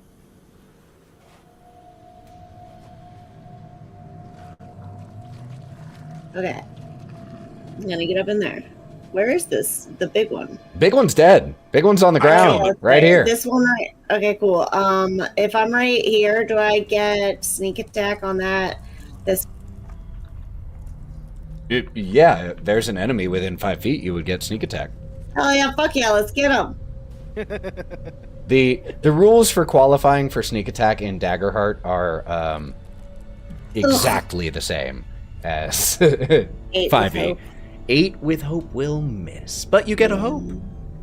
That's nice. That's nice. Yeah, I do like that. Otto has his quarter down on the machine. And his quarter will turn to ice as he touches Daddy for another stress and will attempt to heal. I don't like it. I don't like that sentence. Well, you didn't make it, but it was with hope. So you only heal 1 HP. Alrighty. And Gotta get some patch notes in the auto, man. Gotta get some patch notes. If That's my turn. Okay, Finn, and then Roux will go again. Finn is going to yell out to Otto, "Great job, Otto! We gotta say we gotta get you updated, buddy." And using Soldier's Bond, if you compliment someone or ask them about something that they're good at, you both take 3 hope. It's a ridiculous boost to hope. I love it. So now I'm still that's just, hey, I do that. Was but that then a compliment, though? It was. I mean, it was. You know what? I think that is an important question. Otto, did I you agree. feel complimented? His blue eyes just kind of like slow blink, blink. I think you have to try a little harder to get those 3. I don't know if that was 3 hope worthy. Hey, bud, you're doing a great job. I'm really proud of you. You're keeping us alive. His little arm goes up, or his big arm goes, waves over. That'll do. There we go. I love this house rule that your sugar on top. teammates are in charge of whether it qualifies. Like, no. Come on. I need to feel it. So That was 3 hope? 3 hope. Damn. Okay. All right. And the rest of what I'm going to do is call out for a combo move with Daddy.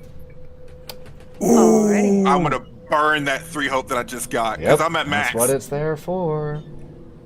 So,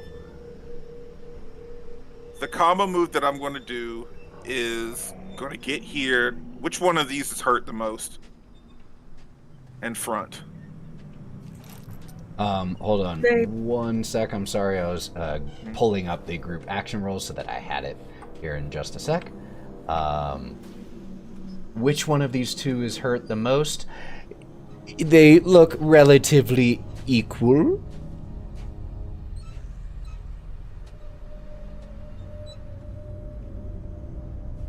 Can't hear you, buddy. Sorry. Finn is going to get the one right in front of Daddy, and I'm going to use one of those +1s already out the gate for my attack roll. All right? Okay. So, what's going to happen is Finn is going to slide up, get behind the zombie, lift him up, and slash him, volley him up. So, you're going to play some duck shooting. So let's get it. So this was the tag team roll, yes? Yes. Correct. All right. Yes. So you go ahead and make yours. Don't announce what it is yet. All right. Daddy, how are you participating in this tag team roll? Daddy is going to attempt to sever it in half as it is flying upwards, basically just overhand. Slice it down. Got it. So the goal is to lift up this zombie, just teeing up this a underhanded softball. Just. Yep. All right. So both of you roll separate action rolls, and then you choose which to apply.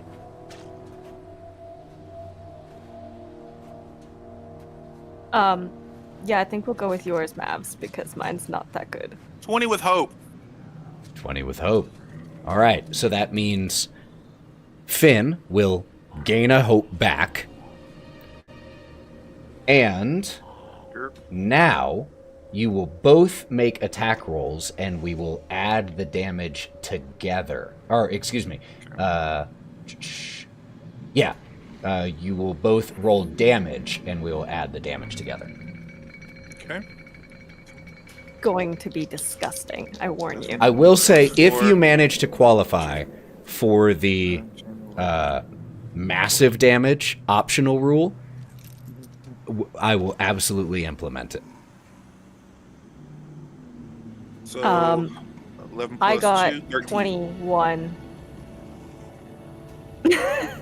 21 plus 13. So, for the record, it's... No. What? No. Oh, yeah, 13. Sorry, shit. Don't make me take your 13 away from you. No, you're fine. You're fine. I was like, wait. Oh, yeah. No, you're good. So for what it's worth, 13 is its severe damage threshold. So you got it to severe damage by yourself, Finn. Give it a stress. That doesn't matter, because with an additional 21, that is enough to qualify for the optional massive damage rule, which is double its severe damage threshold, which would be needing a 26, and you got a 34 in total. So that was what you all wanted to do. Please paint me the picture of how this goes down, because you take it from full to dead in one. So when Finn does the shield pop up, he hops up, and I'm guessing at the same time, I'm going to slash for its head. Go. Soon as Daddy sees that, he is going to take...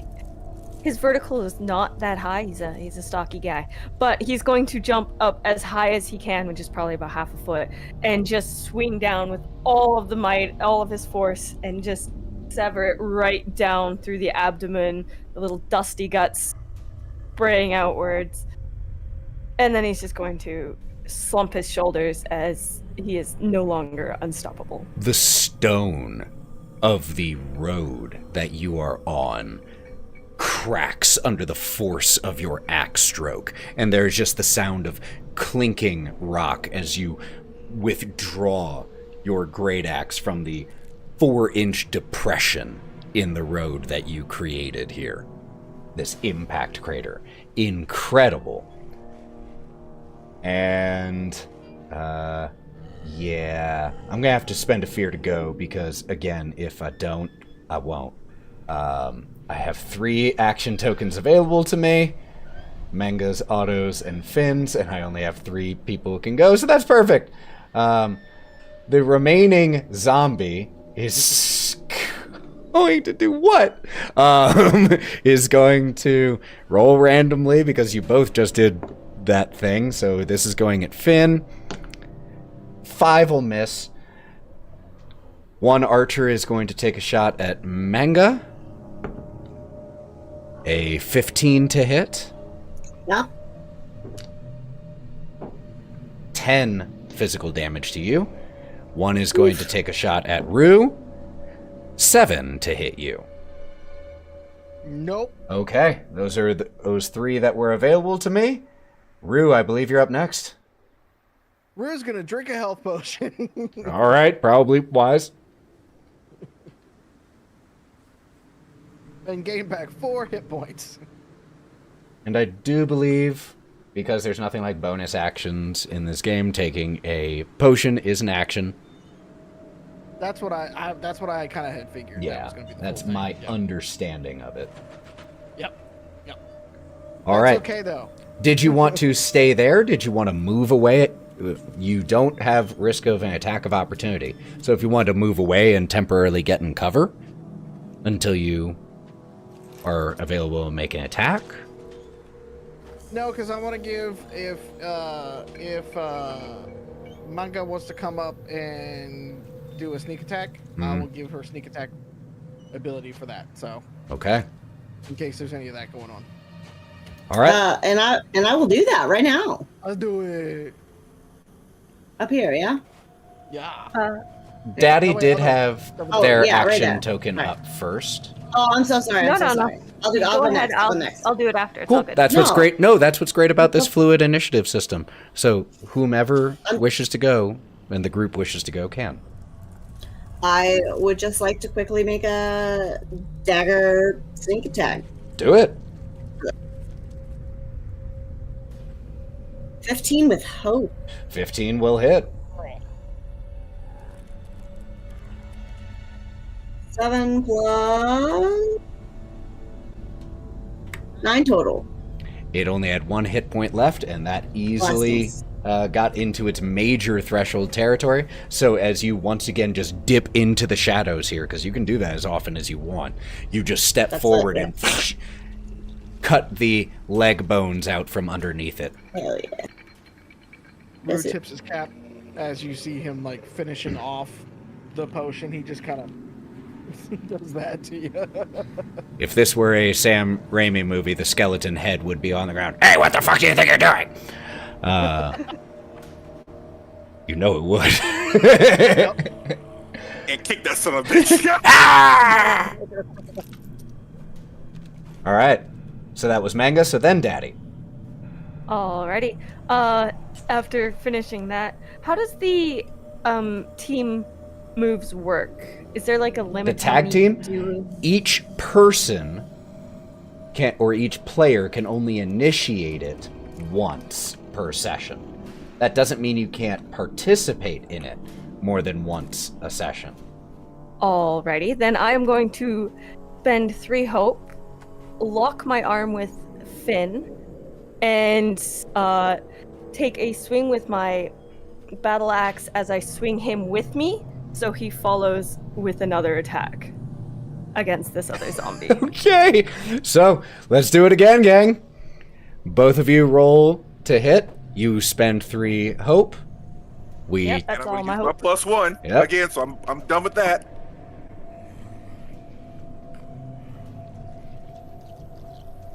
Okay.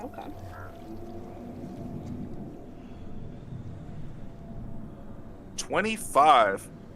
So I have a question. I rolled 2 10s That's on a crit. my hope and my fear die. That's a crit. Oh shit! Then there we go. Yeah, we'll use yours. That's better than mine. So as far as I know, that would mean that applies for both of you. which means that you both crit on this tag team attack, and Daggerheart uses what is called in 5e in the house rule the crunchy crits thing. So you automatically max your die and then roll it again. So do that. It's So 16 out the gate. Jesus Christ.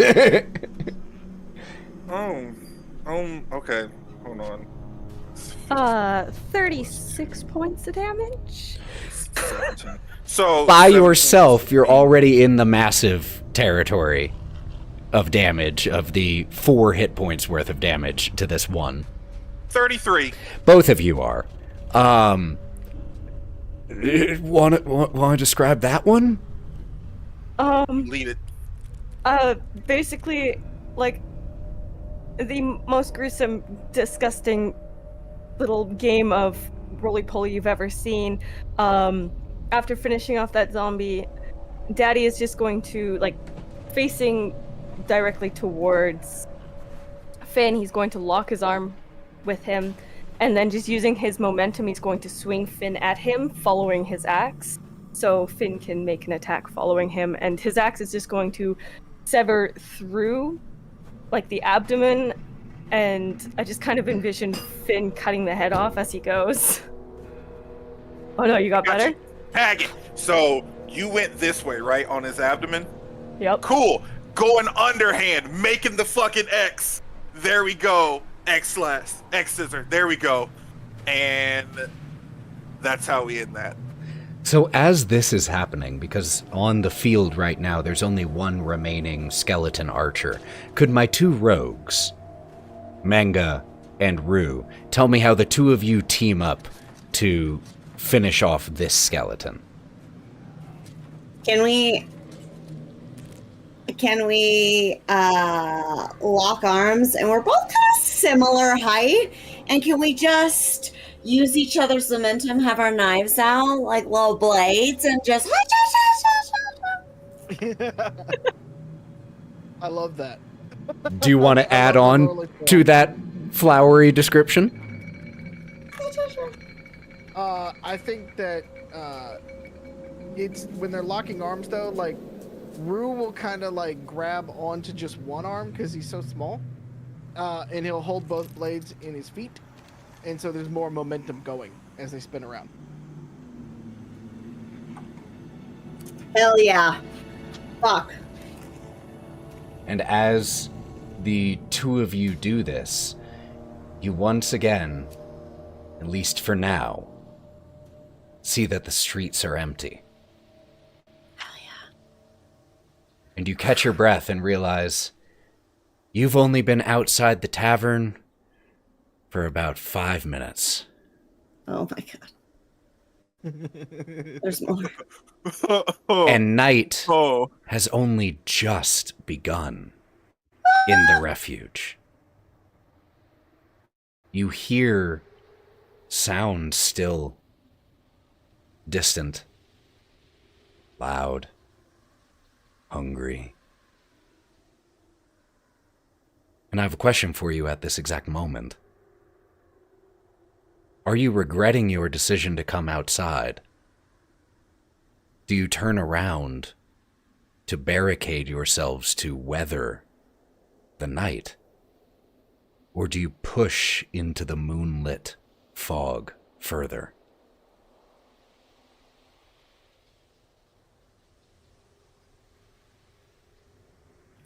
I think there is power in darkness. But I go where you go, for we do not die alone.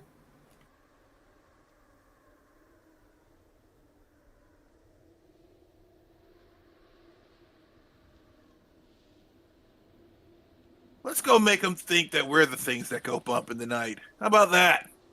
I mean, I'm always ready to die with a blade in my hand. Roux, Otto. Roux's almost died like 3 times tonight. Just want to put that out there. You know, as we're talking about, you know. Maybe just go take a brief nap and then come back. I think Yeah. would be fine. Like Yeah, just can a I give nice us- Give us some time just to set that up, maybe have some tea. little snack. All right, we can go take a nap. Did good, bud. I mean, we did some damage to him. We held him back for a while. I can heal a bit more, and we can push a bit more. True. I agree with this. It shouldn't be your problem that I have a death wish. As much as I would love to kill everyone, not everyone, but everything here, you guys are kind of cool. You guys have another job, don't you? I don't know if getting killed in these streets is a wise idea for you.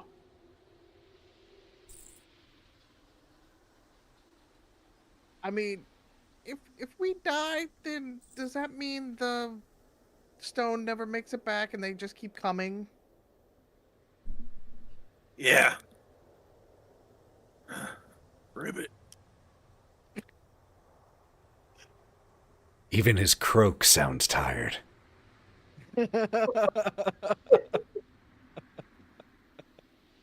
So are we under the impression that we need to make it till morning before it's safe to move on? Are you under that impression?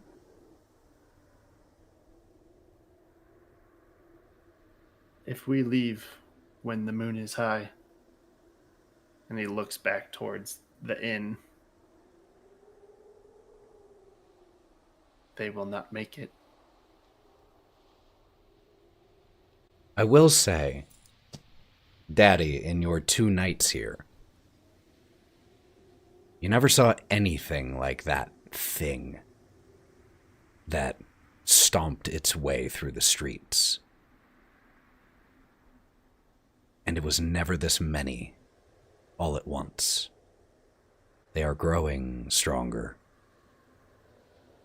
And there is a part of you, even as disconnected as you sometimes keep yourself, that feels like the clank might be right.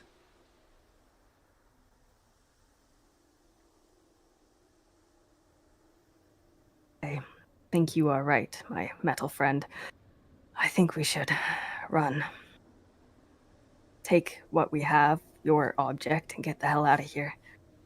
Perhaps if we go fast enough, we can... I don't even know how far that is. How far is the capital? He's just gonna look around at you guys. It is approximately 453.2 miles. I don't know what it is, but he would exactly know what it is. It's another few days. But to be clear, what I was indicating, just to make sure that we were on the same page, when I said that you thought the clank was right, was that if you all left, the people in the tavern would probably not survive the night. Oh, let me revise my previous... I was going to say, I love the lack of any humanity that response, oh, they're all going to die? We should leave. Yeah. No. Problem friggin' solved, y'all. I zoned out. Somebody drove up my driveway I didn't recognize, so I was zoning out. I just wanted to make sure that you had all the information. We will revise this. That makes a little more sense now. Okay. It's like, what? Are we leaving these people? Okay. Rewind. Let me just rewind. I think my metal friend is right. I think we should stay the night. Perhaps if we need to recuperate, go back to the inn for a bit and come out after having a shortish rest. Or, just barricade the door and just make a kill box. Could just open the door a little bit, let one at a time, have some practice. I don't think we should leave tonight. I agree. Yeah. Yeah. Ribbit. We've got a long way to travel. I'm with you guys. Wherever y'all want to do. I mean, in theory, in the morning, we could just take the rest of the survivors. Take them as refugees. Yeah, we might need more people. And if this is happening until we get the keystone back, this could be happening everywhere else. And somehow, I feel like this is our fault. So, I think we should make it right. Ribbit. Yes. But also no. But yes.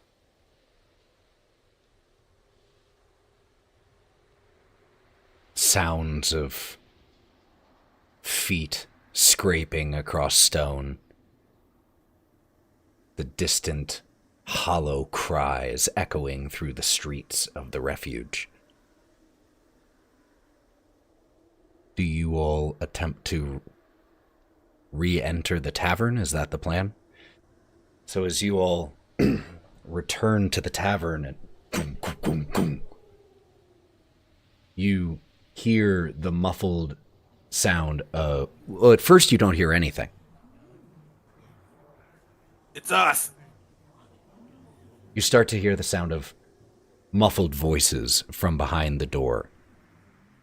Quiet at first, one lower pitched voice raised louder above the others, but still muffled. But you can tell by the staccato nature of the voice that is aggressive. The sounds from outside, from around you, start to grow louder.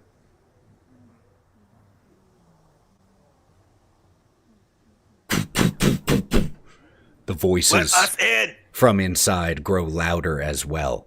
And you're out here after your first knock on the door for about 30 seconds. You start looking over your shoulder, seeing the moon-cast shadows passing in nearby alleyways and streets. And then you hear the sounds of a quick scuffle from inside and a loud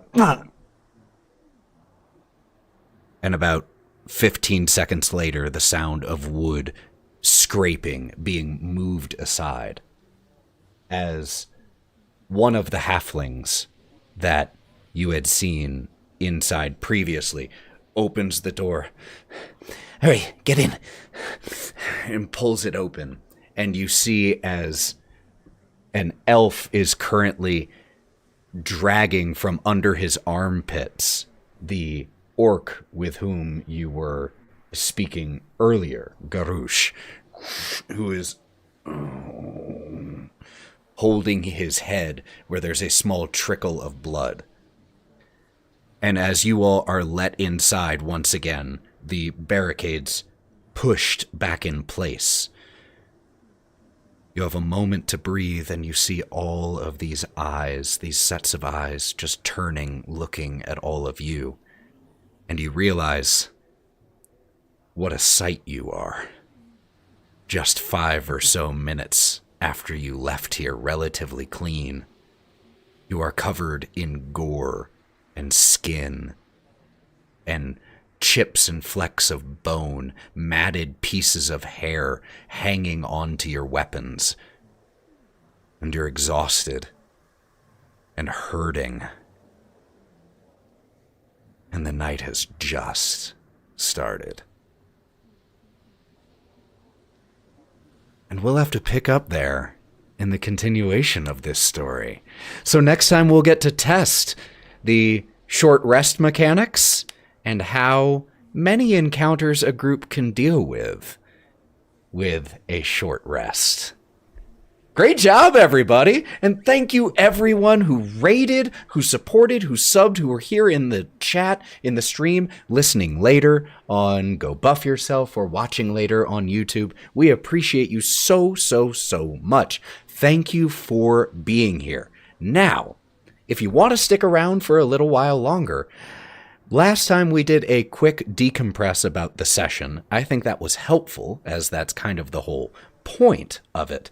If you feel like checking out a little bit earlier, thank you for being here, and I just want to let you know we're going to have another Session 2 of a different game on this channel on Tuesday. Session 2 of The City of the Crimson Tower, a noir horror vibed. Can you tell I like my horror games? Take on Curse of Strahd using the Savage World system. First session was a ton of fun, and it features as players Lauren, Matty, and Mav. So please do tune in for that. But until then, what do people think of the slight changes this time around? Including the variant rules that we used. Guardians are fucking busted. They are nasty. Guardians are nasty, especially the Vengeance or the Unstoppable ability while it's going is pretty nasty. Especially when you consider it only stops when you've done a certain amount of damage. So if you just don't attack...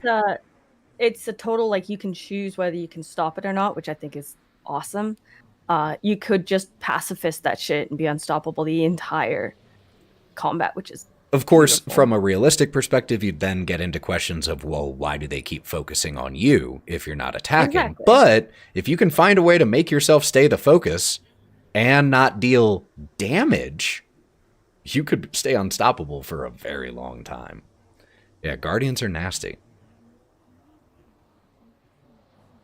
I was happy to be able to use a lot of my new warrior abilities and find ways to make it work and team synergizing, and it's great.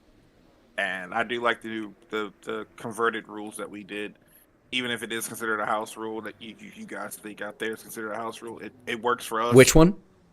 The 2 actions per person. That's not a house rule. That is a variant rule in the rule books.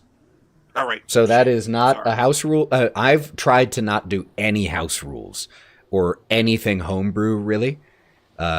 Because I want to test the system as is. The only thing I did do is take a few of the zombies and take them a little bit higher into what's called Tier 1. All of the zombies that are currently written are what are called Tier 0 adversaries, which are for level 1. So I kind of reskinned them and just brought them a little closer to Tier 1 to make them a little bit tougher. But other than that, all the rules we're using are official ones. But I liked that one too. It felt, and I also really liked what you all were doing with the action tracker of preemptively putting stuff there. As long as there's the knowledge like, oh, you can remove it and change around just like Matty did when Mengah was going to go like, no, go ahead, go. It's still fluid. Because sometimes it makes sense, but I thought that was really good. What else? I really like the it's the same thing, but I really liked the two actions because I knew that I could wait to do my actions, but I knew that I had to do 2 actions. So I would think about, okay, when would it be a good time for me to slip in there and finish the job?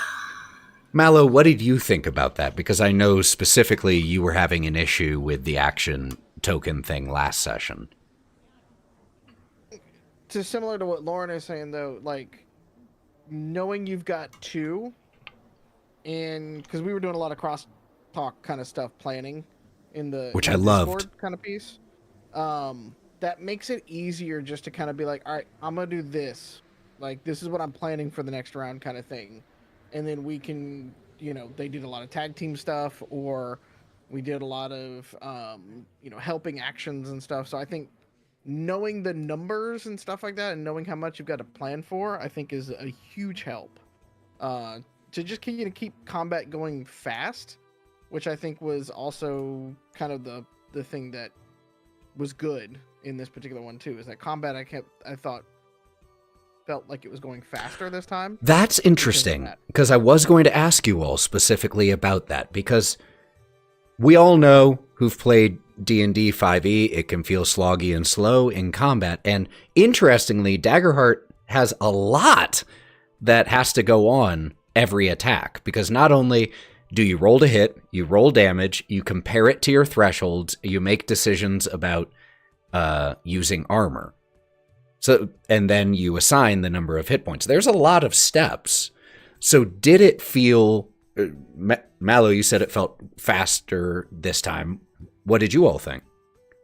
100% it felt faster. Did it feel faster than D&D combat? Yes. God, yes. Percent, yeah, definitely.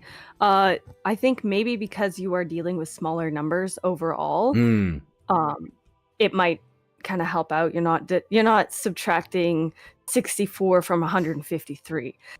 So even maybe just the simpler math makes it a bit easier or a bit more straightforward. That makes sense. I have more time to think about what I want to do and be able to think ahead. Like when we were in the chat, like in Discord, planning it out, it would be like we would already have the next 3 actions ready by the time one person had finished going. Do you think that's a result of just the fluid initiative system? Like, do you think you would, if the fluid initiative system were brought into a different system, like D&D, do you think you would have, it would have a similar effect, or do you think there's more at play here than just the fluid initiative system? I definitely think the fluid initiative is one of the key factors to this, as you place yourself, meaning you go when you're ready.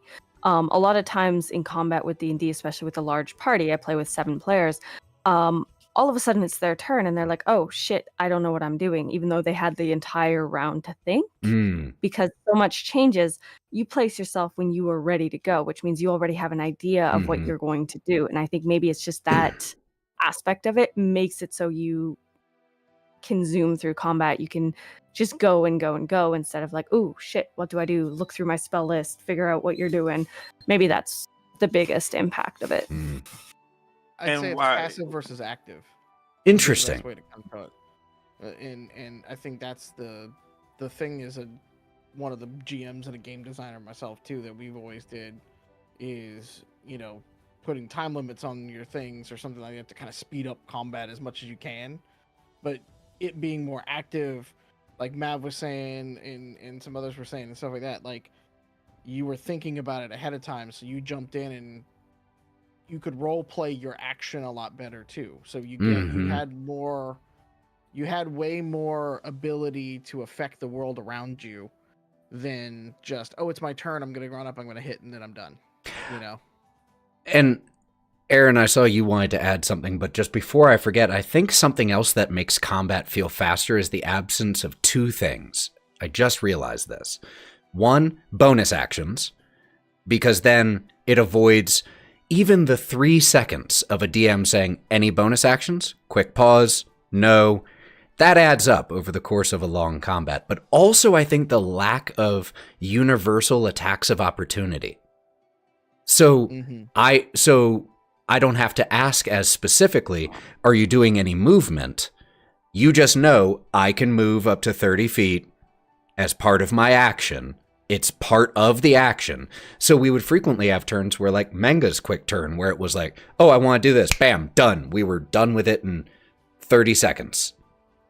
And I know that Mengah will move if they want, and I don't have to worry about attack of opportunity 8 out of 10 times. So, Aaron. Very similar vein. I think comparing this to something like D&D, where your turn takes a lot longer, is because you're focusing more on the math of, can I get to where I want to be to do what I want to do? In this Daggerheart system, you can just do what you want to do. Movement doesn't really matter. And the more you do theater of the mind version of it, the more true that is. That's a great point. Yep. Because if you're trying to look at the map right now and say, well, I've got 25 feet of movement, and if I do diagonal twice, that's, 15. Do we play that way, or is it 5? You're already taking longer than it says, I'm going to go there and, hit this guy with my shield. And more than anything, that's the difference between a system that wants tactical combat, which can be great, but the more tactical the combat, as anyone who's played ultimate tactical games like tabletop war games like Warhammer. Warhammer, you know those turns, that is the epitome of a tactical map-based tabletop game, and those turns can take forever. And on the flip side, you can have something as untactical as like Fate, where it's just, here's what I'm doing. You don't need to worry about distances. You don't need to worry about resistances. And I think that is what Daggerheart is definitely trying to lean more towards, is the less tactical with those bands. I think the bands of distances was really clever, of very close, close, near, or like near, far, very far, because you can, even if you forget and you're off by 10 feet, like you, in your head, you think that far is 40 feet, but it's actually 30, you can still conceptualize the general concept. And so it's also very helpful for theater of the mind. Being able, where is this person? Oh, they're in far range. Boom, done. Don't need to, they're 80 feet, no, they're in that band. And that can let things go very quickly. Great observation there. I did make, I have to submit a little just report that I noticed that in their adversaries, they list it in the index as a cave giant, and in the entry, it's a cave troll. The little things that slip through. Any other thoughts on things? Yeah, Mav.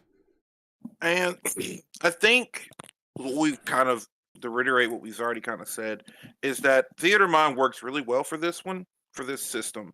And it leads up to our interpretation of what's going on. As long as the attacks hit or they don't hit, but it allows us to do a free-flowing narrative in combat or out of combat.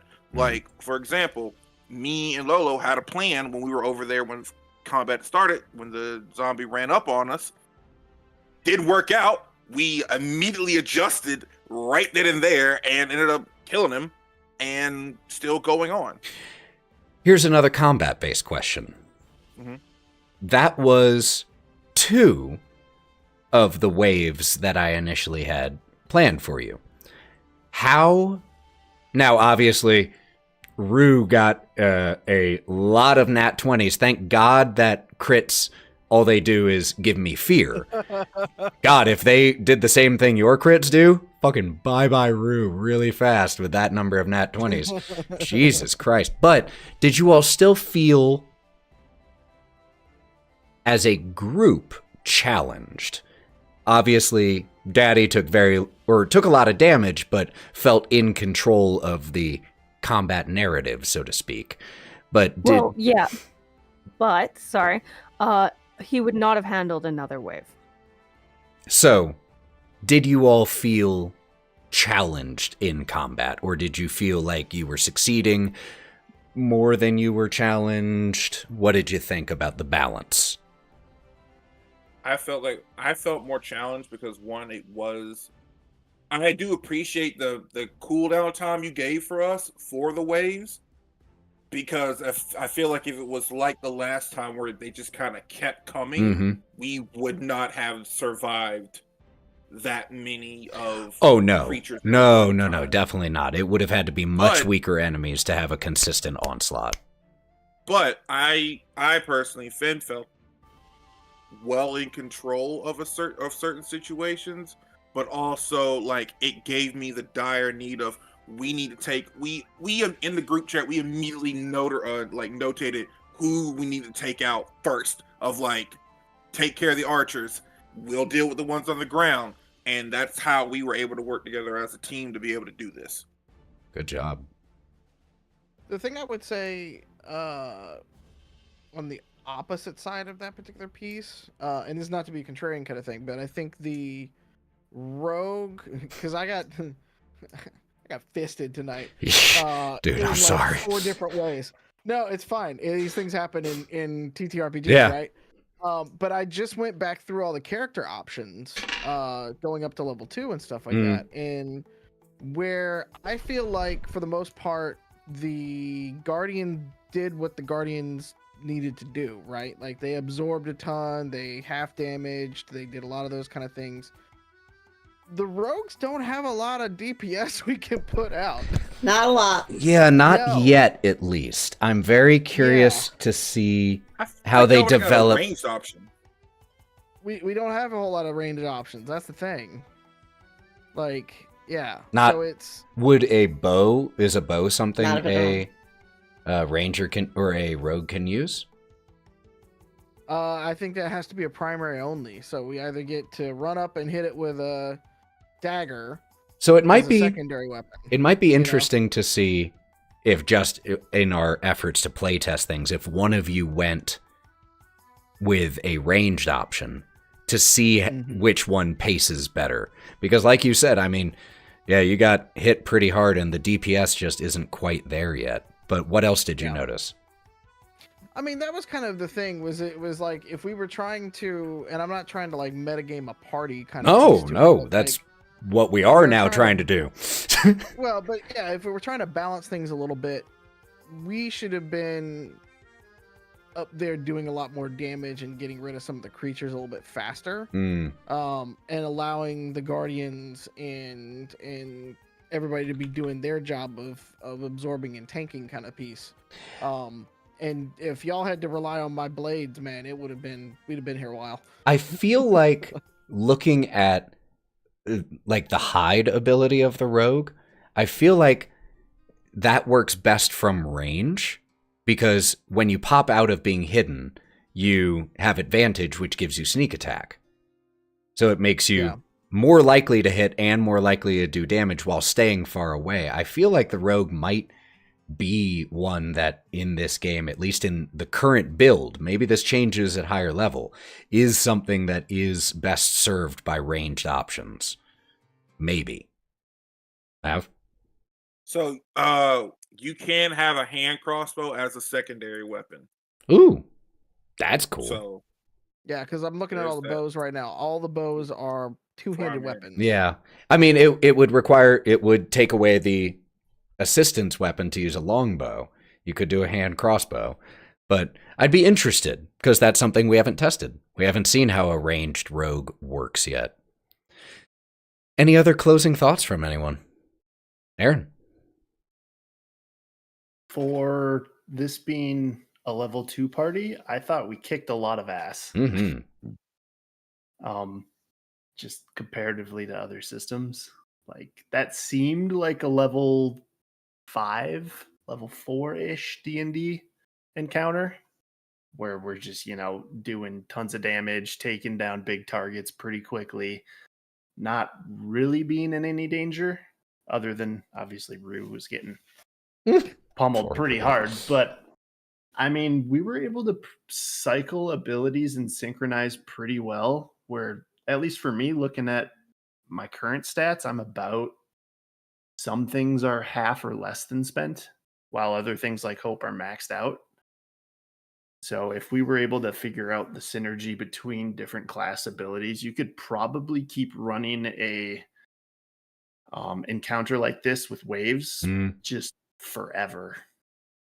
I mean, especially with the death moves, allows you to keep going for quite a while. Eventually, you'll run out of death move a bit. There actually is a point where you have to die in Daggerheart if you have, if you're out of, I think, hit point slots or stress slots. Hope slots. Oh, is it hope slots? That's what the scar takes away. You lose a hope slot when you die, when you get a scar. So if you choose to escape, after you lose a hope 6 slot.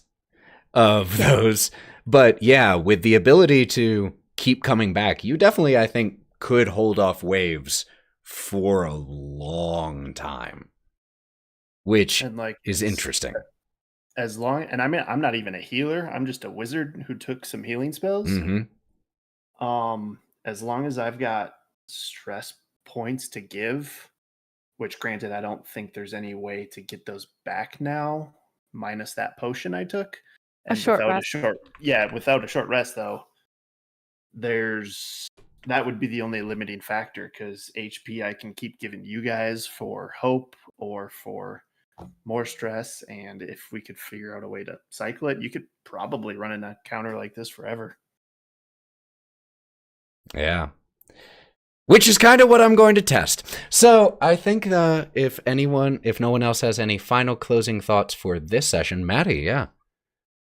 I just wanted to go off of what Aaron was saying about how it doesn't feel like an encounter for a level 2 party, because I typically actually start my D&Ds at level 3 or 4 because there's so few things to do at level 1 and 2.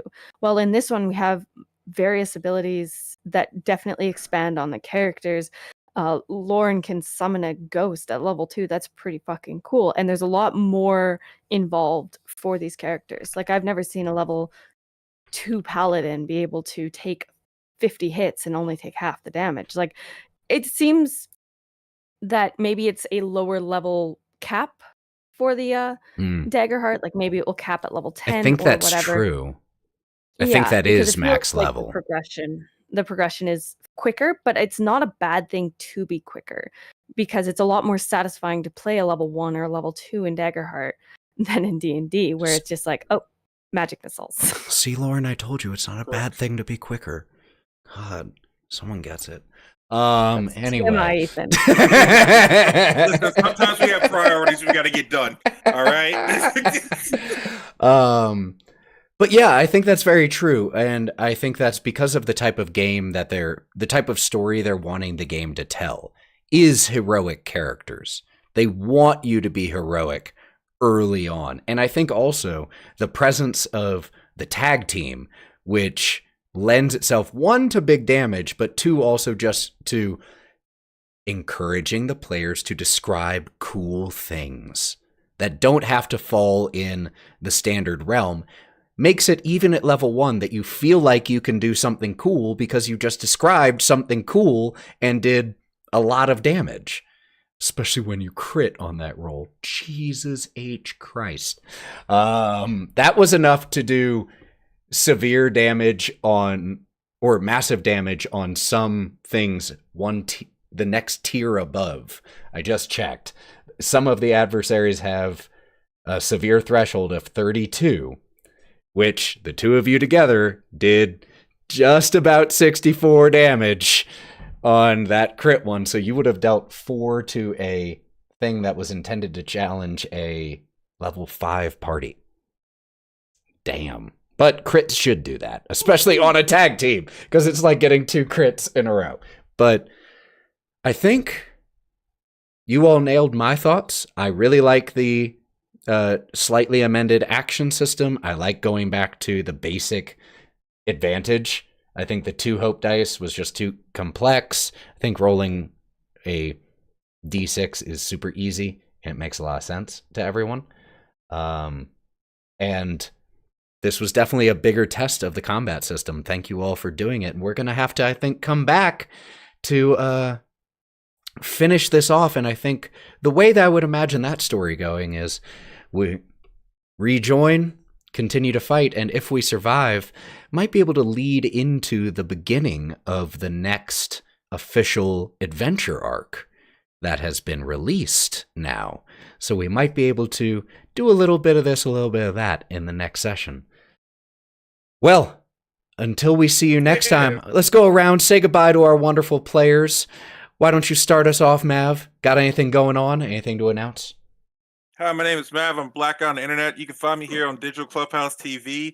I play a lot of video games. Right now, I'm going to be playing Helldivers 2, and then I'll be back here on Tuesday to play some Crimson City. And Wednesday I'll be doing some Fortnite because the season's going to end this week, and then we're going to get a post-apocalyptic season. So fuck yeah, with Fallout skins. And yeah, I love wrestling. Aaron, thank you for joining us tonight again, my friend. I'm Aaron. I'm here. We came, we saw, we kicked ass, and I'll see you next time. Matty, what you got going on?